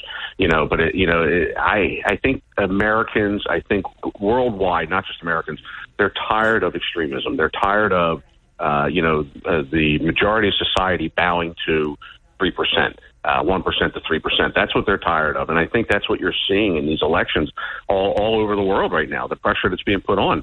We have to, you got to get more centered, and we got to stop letting the extremism on both sides control the narrative and drown out all the good things that can be happening if we concentrated on the center. Well, very well said, because they tried to make compromise a dirty word, and I never believed that. I always believe that the best decisions can be made through compromise. If everybody's a little bit unhappy, that's collective bargaining, and you know all about that. Mayor, I want to talk more government. I want to talk more politics, but I also want to mention, Tom Foley mentioned it last hour, the offshore powerboat racing. They easily can use like 30 Canes carts. That could be for next year and going forward, because this event is committed for the next number of years. I think it was like a 5 or 6 year type commitment. What an opportunity that would be. 30 or whatever Canes carts right here in the area. Back with Mayor Charles Kane right after this. It's approaching 10 minutes before the top of the hour. In 10 minutes, but I'm not saying they're going to know right at 10, but they should know it pretty quickly, I would think. These are the last decisions. Usually the Supreme Court announces all their decisions by June 30th. They have gone into July once, like 15 years ago, and they went into July today, July 1st. This is the last day. All decisions will be out today, including whether or not Trump will get some immunity, no immunity, total immunity. And speaking about what Mayor Kane's just talking about, I think this is in the middle. I think this is some immunity, but not total immunity. And I think the reason I would be on the side of not total immunity, because then you're not a president, you're a monarch, you're a dictator. I mean, there has to be, if you shot dead somebody, or something crazy. But I do believe for all government decisions, you should be covered. And I think that's what's going to come out of this. But we'll find out soon enough, maybe even before we sign off. Starting your day the right way with Hurley in the morning. Honesty and transparency, not afraid to get down and dirty and really just tell me the truth. WPG Talk Radio 95.5. WPGG Atlantic City. WENJ HD3 Millville, a Town Square media station. If you had $1 million in 2009, today it would be worth less than $700,000. That's the effect of out-of-control government spending shrinking your hard-earned dollars. And it's why central banks and savvy investors are buying gold. For thousands of years, gold has withstood war, famine, and economic downturns. It's been a stalwart hedge against inflation and hyperinflation. And the company Buck Sexton trust to help you diversify into gold is Birch Gold Group. For 2 decades, Birch Gold has helped concerned Americans convert an existing IRA or 401k into a tax-sheltered IRA in physical gold. And the best part, it doesn't cost you a penny out of pocket. With an A-plus rating from the Better Business Bureau and tens of thousands of happy customers, you can trust Birch Gold, too. To learn more, text the word PROTECT to 989898 and get a free, no-obligation info kit on gold. Again, text PROTECT to the number 989898 to protect your hard-earned savings today. You're waking up with Hurley in the morning. Established, reputable. WPG Talk Radio 95.5. Hey, Mayor, before we get to Kane's Custom Carts and the Atlantic City offshore powerboat racing, get a load of this one that I just found out about during the break. This is delusional on steroids times infinity. The Philadelphia Inquirer, their editorial board of left loon just fools, they are calling for President. See, I shared earlier, New York Times, Washington Post, a lot of Democrat media, they're calling for President Biden to do the right thing and to leave the race, to, celebrate what he's achieved, but understand that he can't go on. I mean, some pretty level-headed stuff other than his great record of accomplishment, which I don't think there is one. But I guess you got to give him something to say leave. You did a great thing, now leave. So here's what they write. The only person who should withdraw from the race is Trump. They come to the conclusion that Trump should leave the race. How sick is that? I caught that article earlier this morning, and they cite his lies, his excessive lying on bombastic litany of lies. It really listen. It's comical, but it's so sad. It really is. The fact that and I believe that America's waking up and they realize that the media is so biased and they're not letting it sway their opinion. Listen, Trump just has to not have any missteps. He just has to keep getting his message of how much he cares about this country, and all the things, keep putting the message out there on how he's going to correct it. And I think he's doing a great job of it. And I think Tom Foley does a great job with Atlantic City. I mean, there's a man that really cares about the direction of Atlantic City. He cares about all the first responders in Atlantic City, and of course he cares about bringing these great events. Yeah. I mean, being part of this Powerboat Association, that's something that, think about it, our competition around the country, it's something they can't offer. Vegas can't offer offshore powerboat racing. So that's something that is unique here to Atlantic City, and it's something that belongs here. And I'm proud to say it. I wish we could have been a part of it. We got caught a little bit short. It was such a big event, and with it being the height of the summer, it was impossible to do both. Yeah, maybe next year. But we just couldn't do it.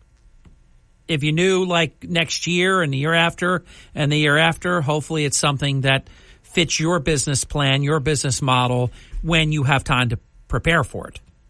Absolutely. And, so we fully intend on being part of it next year, a big part of it. And, it's great for Atlantic City, and we appreciate that, the opportunity is to bring it here, make it come to fruition, and then have it here for several years, is a wonderful thing for the entire region. You raise a really good point. Things that we have because of the region, the ocean, the beach, the boardwalk, all these natural resources that we have. I guess the boardwalk is not a natural resource, but it's attached to the natural resources mentioned. You have the offshore powerboat racing. We have in August the Atlantic City Air Show. I mean, these are things that bring the air show, for example, is tens upon tens of millions of dollars of economic spend. This is great business. Oh, it certainly is. And any time that you can take something like this and put the spotlight on Atlantic City in a positive way, I mean, that's helping our, obviously the entire tourism industry and casino industry. And again, it lifts up, rising tide lifts all boats. And, Atlantic County benefits, immensely when they bring these things in. The Supreme Court has been making a number of really consequential decisions in this session. For example, they made a decision that a municipality does not have to let people sleep outside. That was just, we had cities that were just letting people sleep anywhere, like ruining cities with defecation and just makeshift this and that. So they ruled that doesn't have to be.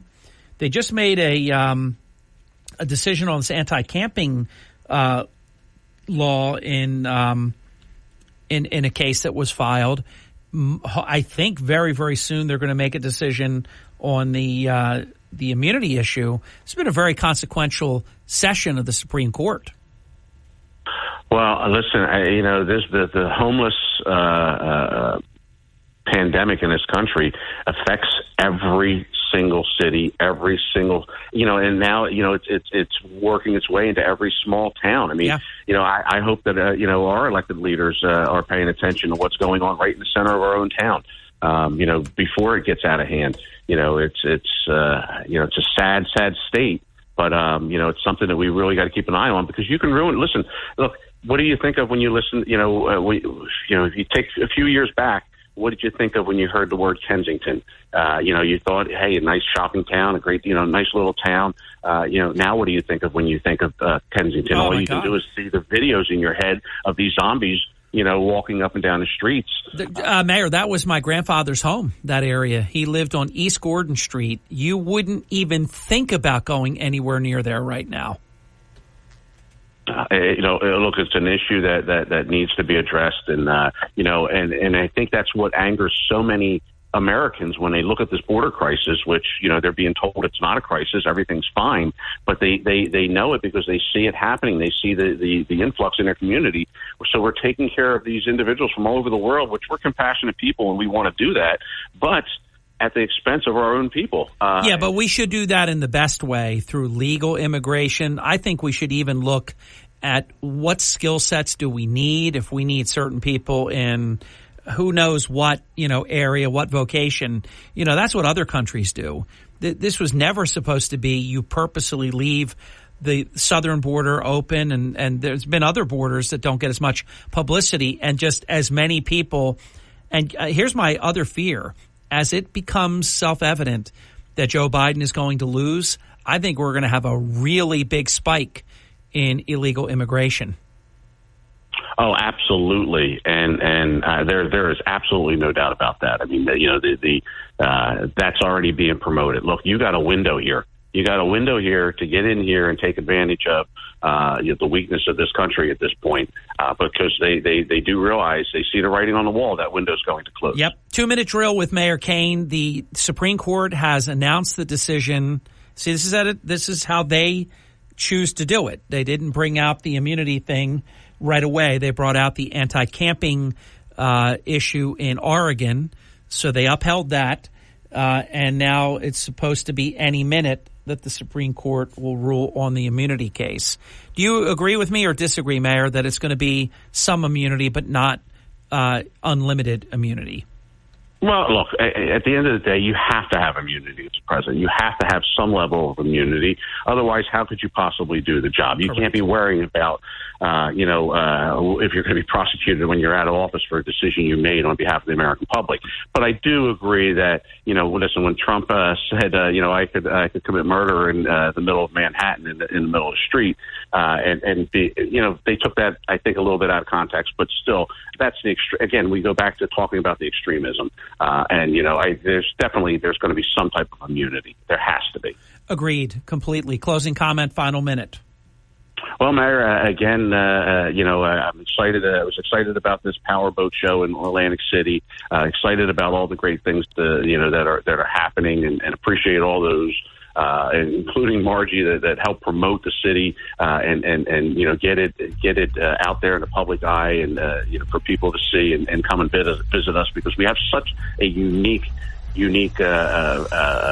city here in Atlantic City with the ocean and of course casino gaming. You got a tourist town with $2 billion in casino gaming. So I mean, it's we're poised in a great situation. We just got to let people know about it, and we need those people out there promoting the city. Thank you, Mayor.